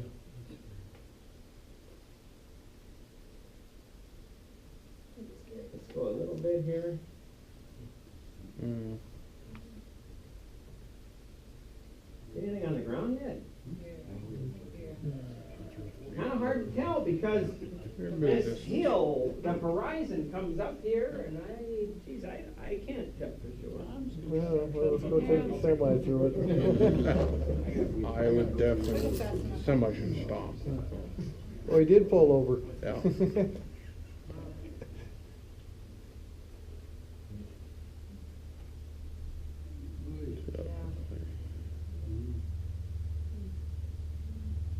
What are you gonna report that as?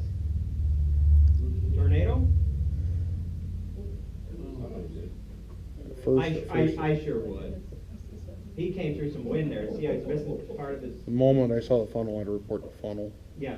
and then, And you And say, then- like in this case, you say, okay, I don't believe it's on the ground, but it's coming Funnel down with- towards and the then ground. it's lowering. You know. And now at this point, you say, look, it disappears behind the horizon. I don't know how far away it is, but it's coming down. If it's not on the ground, I don't know, but it sure is coming down toward. might move a little closer. At this point now, Yeah. I'm with you. I might move a little farther up the highway. Yeah, it's probably passing over the highway right about, yeah, Especially if I right have the there. government vehicle and with the Weather Service logo, I can stick on the Yeah. door. Police just wave you by, go, whatever. You people in your official cars. Yeah.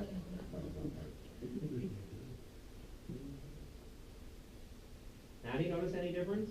Yeah. A little debris. It's looking dusty now, isn't it? Yeah. At the bottom. And it was moving, slow, it was moving slow, but how about now? Now, think back to the other video, you know. These other guys are right next to that. Now, the person taking the video, let me do this. Let me do this, okay? Here's the way this works. Can you put that light up, Rick, so we can? If here's our thunderstorm, you know, however, I got the forward, front side, forward flank downdraft. Okay, we're moving this way. Maybe into the wall, maybe out of the wall, but we're moving that way. This is my what? Rear, sorry. This is my updraft. Forward flank downdraft, shelf, wall, and then, remember when I said this updraft, remember when I said how, yeah, you know, right? But, hey. Well, what do you think happens to this area? Drops. Downdraft. Rear flank downdraft. Sinking air on the front side, rising air on the back side, sinking air way, way, way on the back side. And sometimes you might see this rear flank downdraft.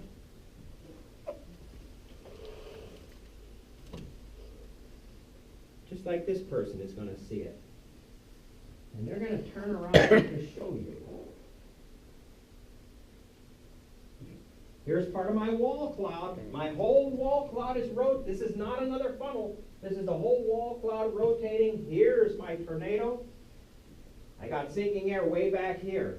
And you're going to see it. It says, what's going on behind me?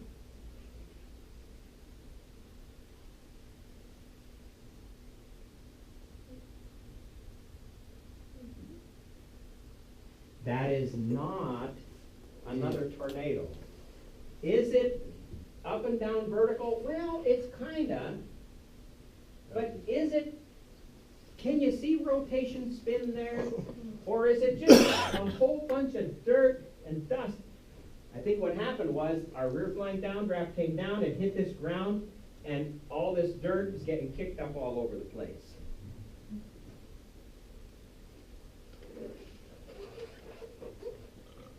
And he's got raindrops way back there.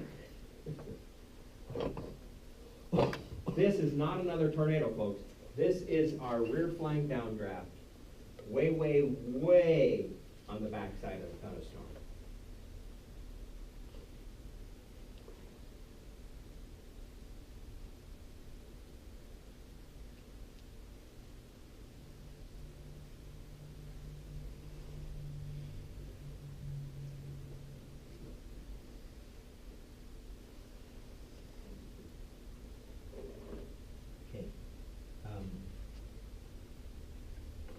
Tornado at night, what can help you if you're out at night? Lightning, radar. I hate doing it at night. It's so scary. Especially with the sky and lightning. Do you see anything when the lightning flashes? Not a lot. Wow. It'd be okay if you could pause the world. Come on, Alex. Yeah. So lightning can light up the tornado. The other thing you look for is flashes along the ground. Could be power lines, right, being torn down. Could be a tornado that way. So this is interesting because watch here towards the end. You're gonna see the lightning strike here, and you're gonna see the tornado lit up, and then you're gonna see a flash right next to the tornado. I think so.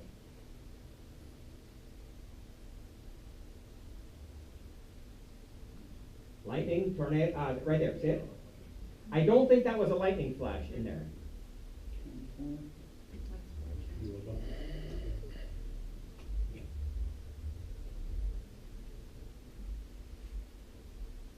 Let me see what this one is.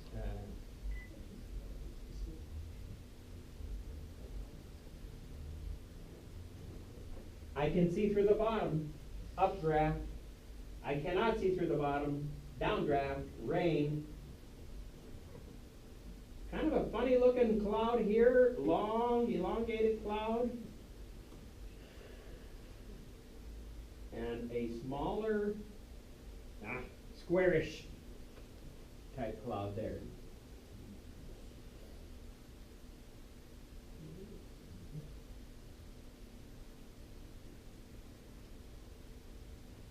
Very turbulent. You know, I got rising air, I got sinking air, I got more sinking air back here. Oh, that's a nice wall cloud.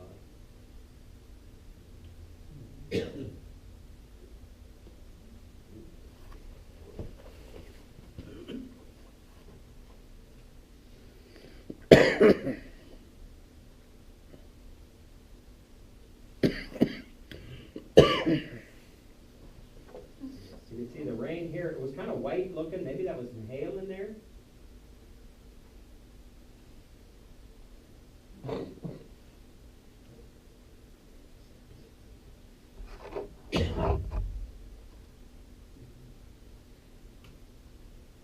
Do you know? Yeah. You know what's interesting is, to me, is we've got the sinking air here. You can see, because see how it's raining all through here, way into the wall, right? It's not right here. It's into the wall. And then I've got this kind of clear slot, and then I've got more rain over here. And if we, let me go back to here.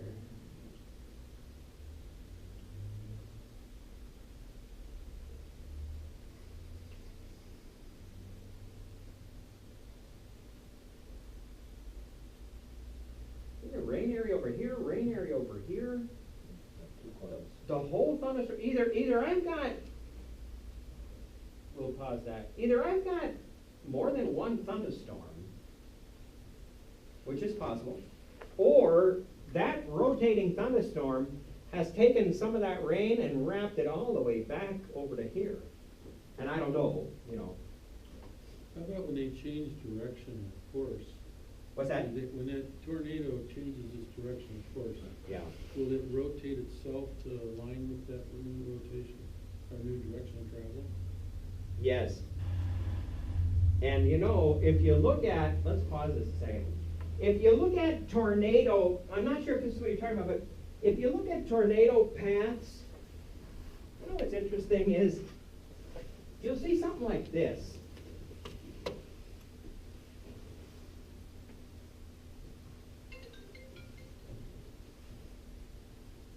Here's my thunderstorm moving along, and this tornado on the backside will kind of spin off and go towards the north-northwest and die, and a new one will form here. And it'll then go towards the north-northwest, and then a new one will form here, and it'll go towards. So that it's not one path. Okay, so we're confusing three different tornadoes for being one. Sometimes. Yep. And this is challenging too, because we get a report of the tornado, hey, it's dissipating, it's dying.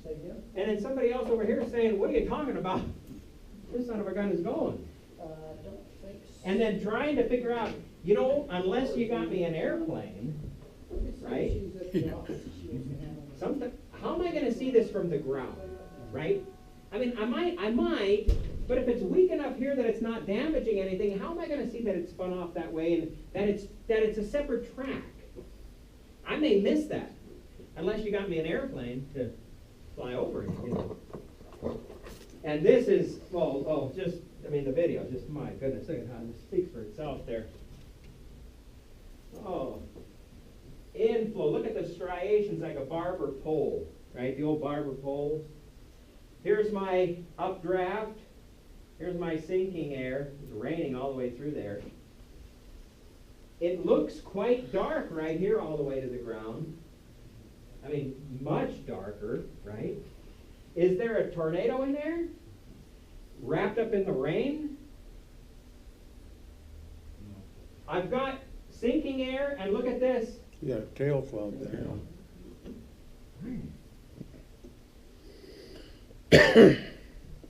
So based on this, I would assume, I would say, okay, that's a wall cloud in there.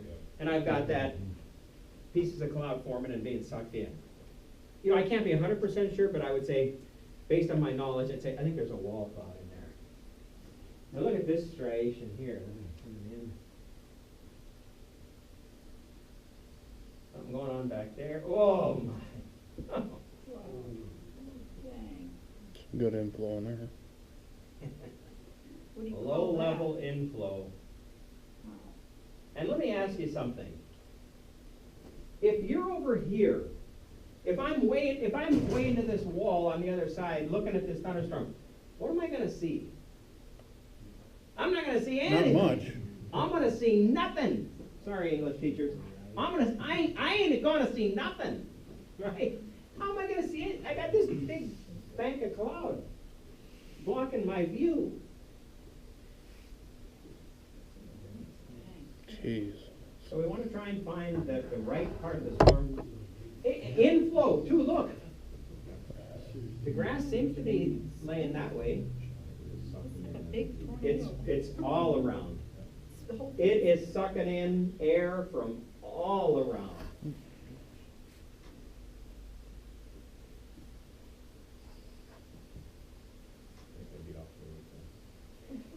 You'd be thinking about it, huh? Good move. Beautiful and scary all at Right. the same time. What I want to do is, let me find this, and you tell me,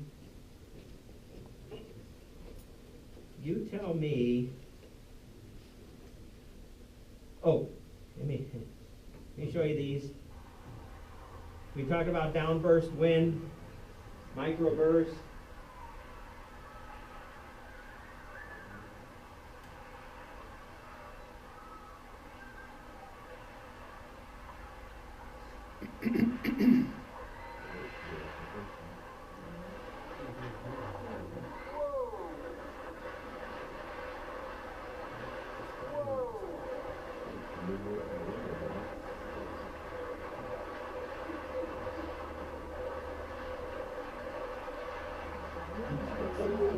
Yeah, get inside. No tornado, no tornado. Isn't that North Dakota all the time? Yeah. Some days it feels like. You can get straight line winds like that on non-severe storms, Yeah. and it's almost like being in a hurricane.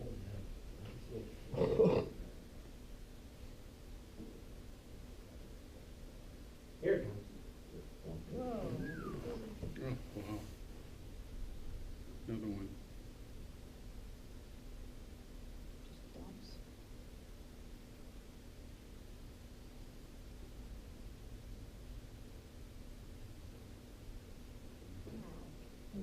Now, has the updraft kind of been cut off at that point, which causes that downburst? Well, it's gonna be now. Well, yeah. But what causes the downburst? Yeah. A couple of things, you know, it's not necessarily it's not fully understood as to why this happens, but one thing that adds to it is, if you have rain falling in that's evaporating, so what you get is when rain evaporates, you know, Virga we call it, you see you have a rain shower, you say, oh, it's raining out of that cloud, but it's not reaching the ground. Because the air is so dry, the rain is evaporating. Evaporation is a cooling process, causes the temperature to go down. So you get this cool pocket of air underneath the thunderstorm or the rain shower, and cool air doesn't want to be up there, right? It's heavier, it's more dense, it wants to sink. So it sinks down towards the ground and kind of pulls this down with it. But I know that's not a great explanation, and there is no great explanation. You know, it's it just pull, yeah. It's like a vacuum. You know, think of a vacuum cleaner, and I take the hose and I now point it out.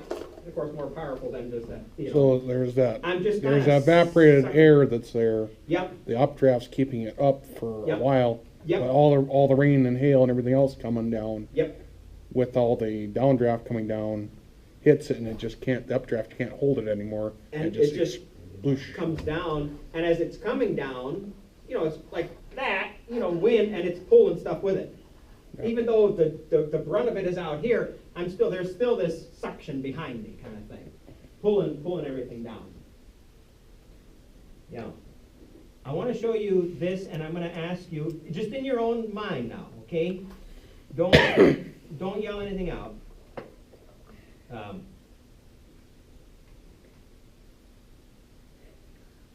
What are you going to report just every 30 seconds in your mind, in your own mind? Is that a funnel cloud? It's a finger. Is the finger spinning? Yes. It's a funnel cloud. Is it on the ground?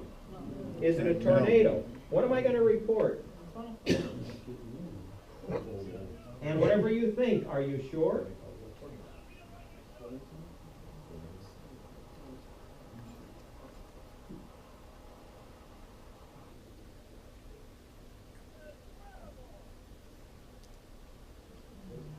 Nope, that's tornado. Tornado. Well, I think it was before, but I think the trees were in our way. Mm-hmm. My point is this. I'll let it pass. My point is this. Don't report a tornado if you're not sure. And don't report a funnel cloud if you're not sure. Don't report a tornado unless you're sure it's on the ground. Don't report a funnel cloud unless you're sure it's not on the ground. And you can't be sure through that video. What do you report? So what do you, yeah, exactly. You report what you see. I see a finger sticking down from the thunderstorm. It is spinning, but I cannot be sure if it's on the ground or not. Okay. Oh, but I'll tell you this. It used to be a little bit below the thunderstorm, and now it's down a quarter way. It's Oh, continuing, it's now it's continuing to down lower. a halfway. See what I mean? Because at that point, I'm going to pull the trigger. When you're saying it's coming down, it's a finger and it's coming down towards the ground. I'd be a fool not to issue a tornado warning. Even if it doesn't come down, I false alarmed. Okay, that happens. What am I going to do? I was looking out for you. I'm trying to protect you. Wasn't I involved to do that? Yes, absolutely. But if you would give a little bit of window into your world, are you also looking at that on radar? Yes, Okay. absolutely. Yeah. Well, Al, and if we're not, I'm going to now. Oh, I see, yeah, Based on right, your report. right, yeah. Maybe I'm focused on the thing over near Harvey. And I got Ward County, and I got McLean, And you get the McLean, call and from I this got weird guy up at McHenry, Antler? and I got Wells, huh? Well, You if get the call from this guy up in Antler that, Yep. And you know what? Yeah. Or if you're And 50, you know what if I'm you're gonna already say? 50-50 on warning, Yeah. and you get a call like that, Yeah. it just adds extra And credibility. you know what I'm going to say is, guys, the first thing I'm going to hope is that the person who answers the phone says, hang on, I'm going to let you talk to the person working the radar and has Ward County. Let's say, assume we're here, okay? So you can talk to me. I don't want you talking to the person who answered the phone, the public service desk, and then they're going to relay your report to me. No. Give me the phone. I want to talk to this person, right?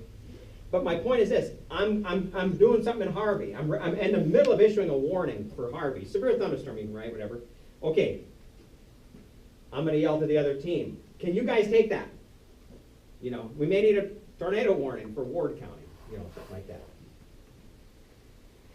Hopefully, we got enough help in, kind of thing. All right. So that's what you report. That's what you report. Don't misunderstand what I'm saying. Don't misunderstand what I'm saying. You tell me what you see, not what you think you see. What you see. What do you see? And to say, I'm not really sure, that's okay. See it. Don't say, yeah, this is a wall cloud and there's a tornado coming out of it. If you're not sure, All right. Should we see if we have any questions for me? let's see if we can, is this from? Let's see if we can find a tornado warning. We should have done it before. And then.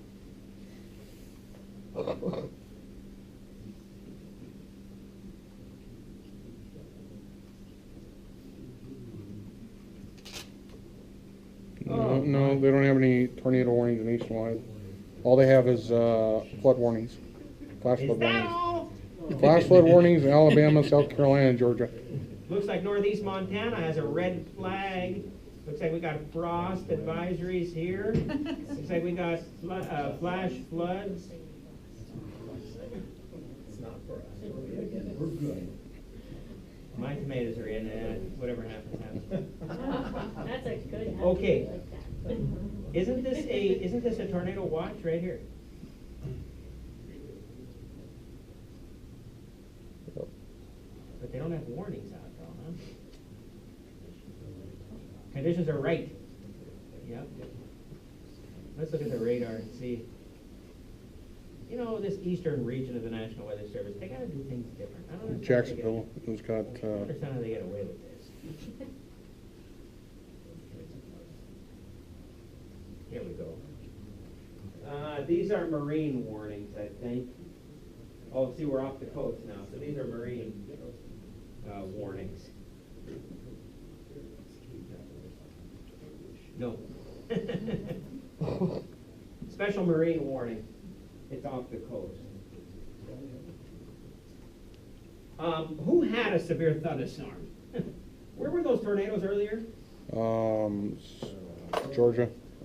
Georgia, so we go to Atlanta maybe or something? Or who, Well, a lot of the storms down by Jacksonville, Florida right now. okay.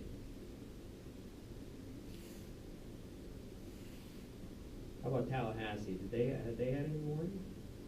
Flash flood warning. Lake Charles, Louisiana. What do they have? Severe thunderstorm, I think there's some tornado warnings as well. Okay, Lake Charles. Tornado warnings. Growing lots of tomatoes in Louisiana. They're making jambalaya the big way.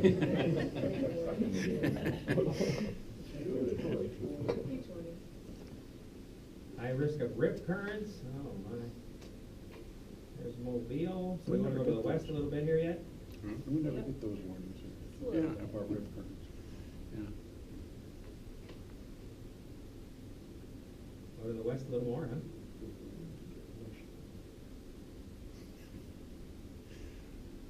Yeah, around here, high tide means you put the line Special yourself on the marine. top shelf. Severe thunderstorm. Oh, severe thunderstorm watch. Okay, let's see if they had.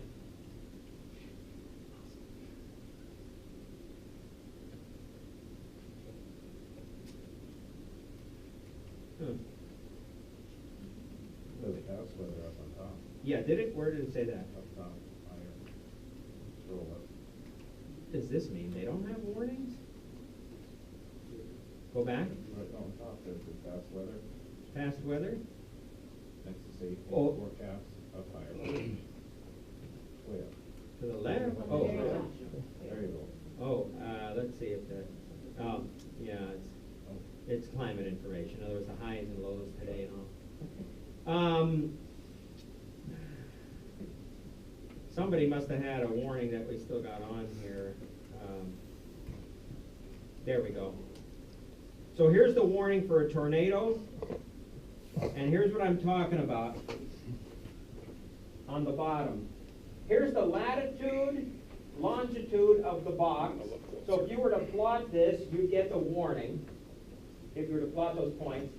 The time, movement, and location at 0044 Zulu, movement was from 263 degrees, so kind of from the west at 21 knots. And here was the point where they had picked that exact location, the latitude, longitude of it. Tornado was radar indicated, hail less than 3/4 inch, wind would be whatever wind is. So it's this tag at the very bottom of the warnings that we're putting on now. Location, so, yeah, okay. This is latitude, longitude of the whole box. So if you were to plot this latitude, longitude, lat long, you'd get who's the warning box. The time, movement, and location is at this time, 0044 Zulu, the storm was moving from 263 degrees at 21 knots, and right here was where I had put my cursor to warn where I thought the tornado was, right there, and that's this latitude, longitude. The tornado, as radar indicated, the hail was less than 3/4 inch in size. Let's just back up one and see if we can find a severe thunderstorm warning and see what, yeah, here we go. See, guys, gals, this is the problem we run into here.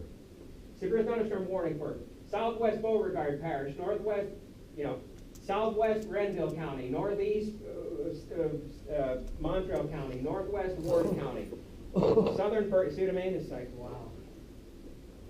And then they have small count. Well, they call them parishes there. They have small counties. Here we go. Tornado, must have been some rotation, so we put the possible tag, hail 1 inch in diameter, wind 60 miles an hour. So you can go right to the bottom to see what we're thinking. And where is it taking it from? Right here. Hazard 60 mile an hour wind, puts it down here.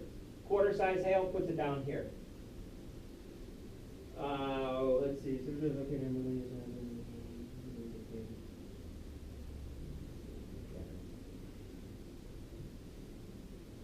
So this is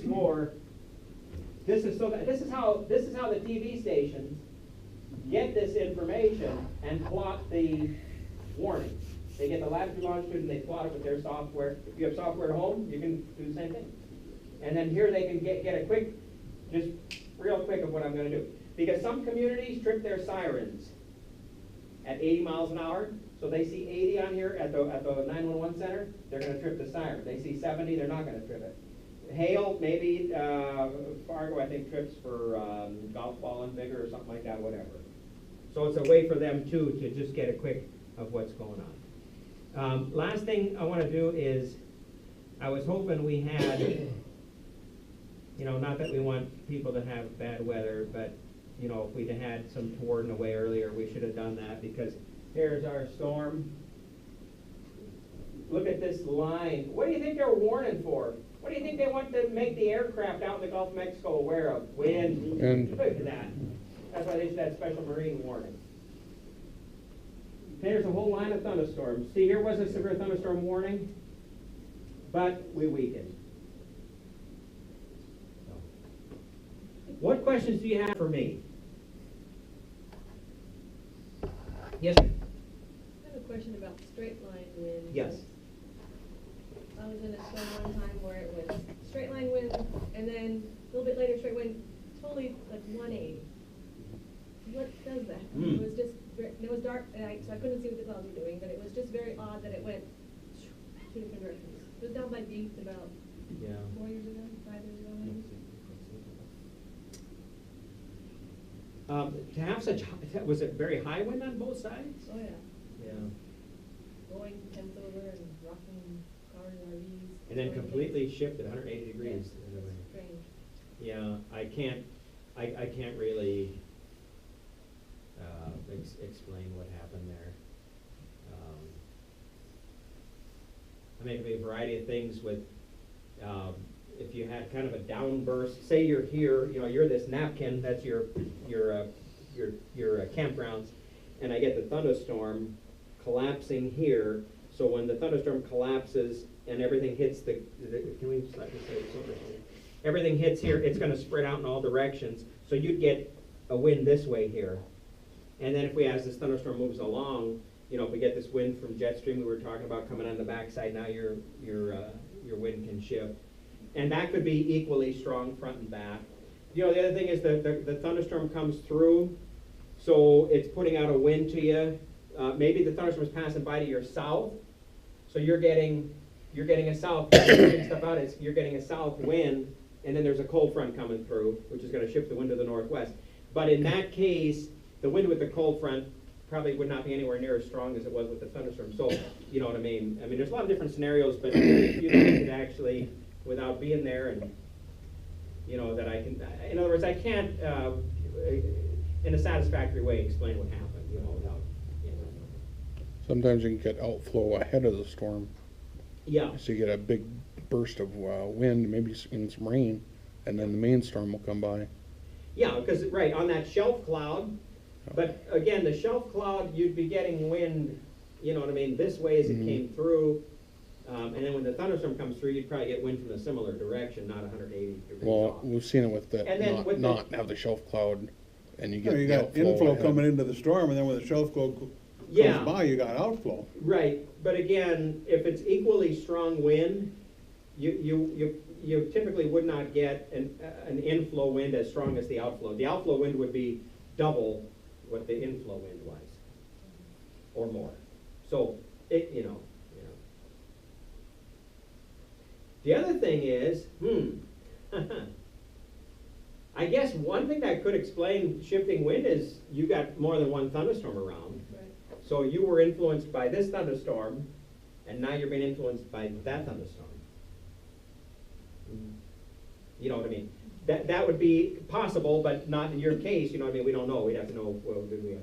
When one storm was outflowing, another storm was Yeah, outflowing. and you know, this is the thing with these thunderstorms, your outflow can choke off my inflow, and you kill me because of your outflow. See what I mean? And this rear flying downdraft, you know, this rear flying downdraft we talked about in the video of the tornado south of Watford City. The rear flying downdraft, the science is that that's what grabs that circulation and brings it down to the ground to form the tornado.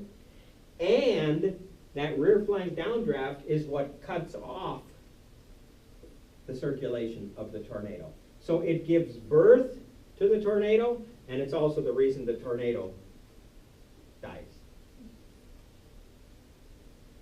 Isn't that something? That's like, who was it? Oh, no, okay. Well, I was gonna say Bill Cosby, you know, in that one, but yeah, I shouldn't have mentioned his name, I guess. I don't know. I'm just saying, you know, I brought you in the one episode, you know, if you ever watch the show, I brought you into this world and I can take you out, you know, it's told one of his kids or something. And, all right, anything else? Yeah. What do you want to hear from us if we see something? What should trigger us calling you versus? Okay. You don't need to have Very 3,000 phone calls when it's well. goes through, but. Well, right, but I'm gonna get 2,999 of those calls that I'm not gonna really, and I'm gonna get your call that's gonna help me fully understand what's going on. So, you see a shelf cloud. Okay, that's important because the general public sees a shelf cloud and they see these little fingers sticking down and they say, oh, 1, 2, 18, 22 tornadoes. I got 22 right here. I need you to say, hey, there's a shelf cloud. And it's coming towards town here.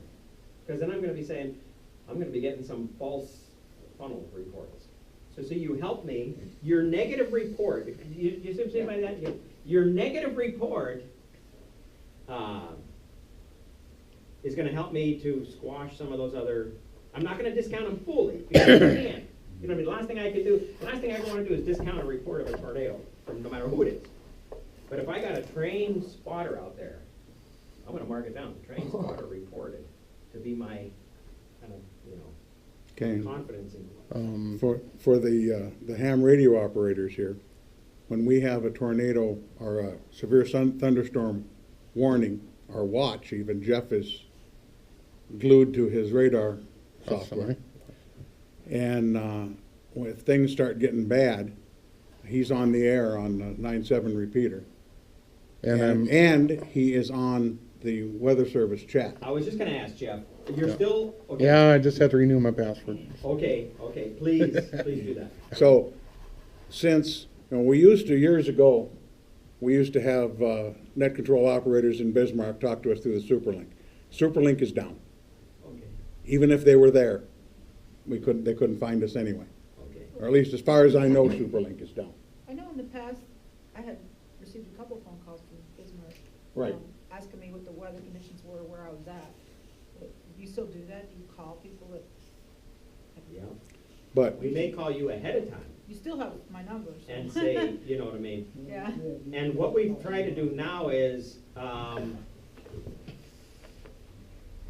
if you've identified yourself as a ham, I've tried to put that into the database so that, again, you know, please don't leave and say, hey, that guy, you know, I just have to put more confidence in a report from somebody that has ham next to their name in my database, because I'm saying to myself, that person's been through training. I know you've called me before, but I Yeah. haven't gotten called in a long time. As I was saying, Okay. Yeah, no, we do still run the local Skywarn. yeah. Jeff Net controls it. And so if you're out, Yeah. get on the 9-7 Jeff, and then if we're out in the vehicle, it's a little more difficult for us to do the direct chat or the phone. I'm by myself in the vehicle. I can't make a phone call and text and Yeah. do all that kind of stuff. Another thing you can do is also, you could direct message me. Dean last year direct messaged Yeah, me pictures. Dean sent him a Pictures couple and pictures videos, last- so I'm looking at that. But I can't do that when I'm driving. Yeah, Yeah. Good. You know. but when you get to your spotting spot, And the other thing is, let's say you have to call in because, you know, the net control's not up, and, you know, the thing is, if it's not happening in Bismarck, see, the thing would happen was, the hams would come in and they'd be there for hours in Bismarck, and nothing's happening. And, you know, if that's me, I'm saying, gee, I'm sitting here for hours and nothing's happening, you know what I mean? So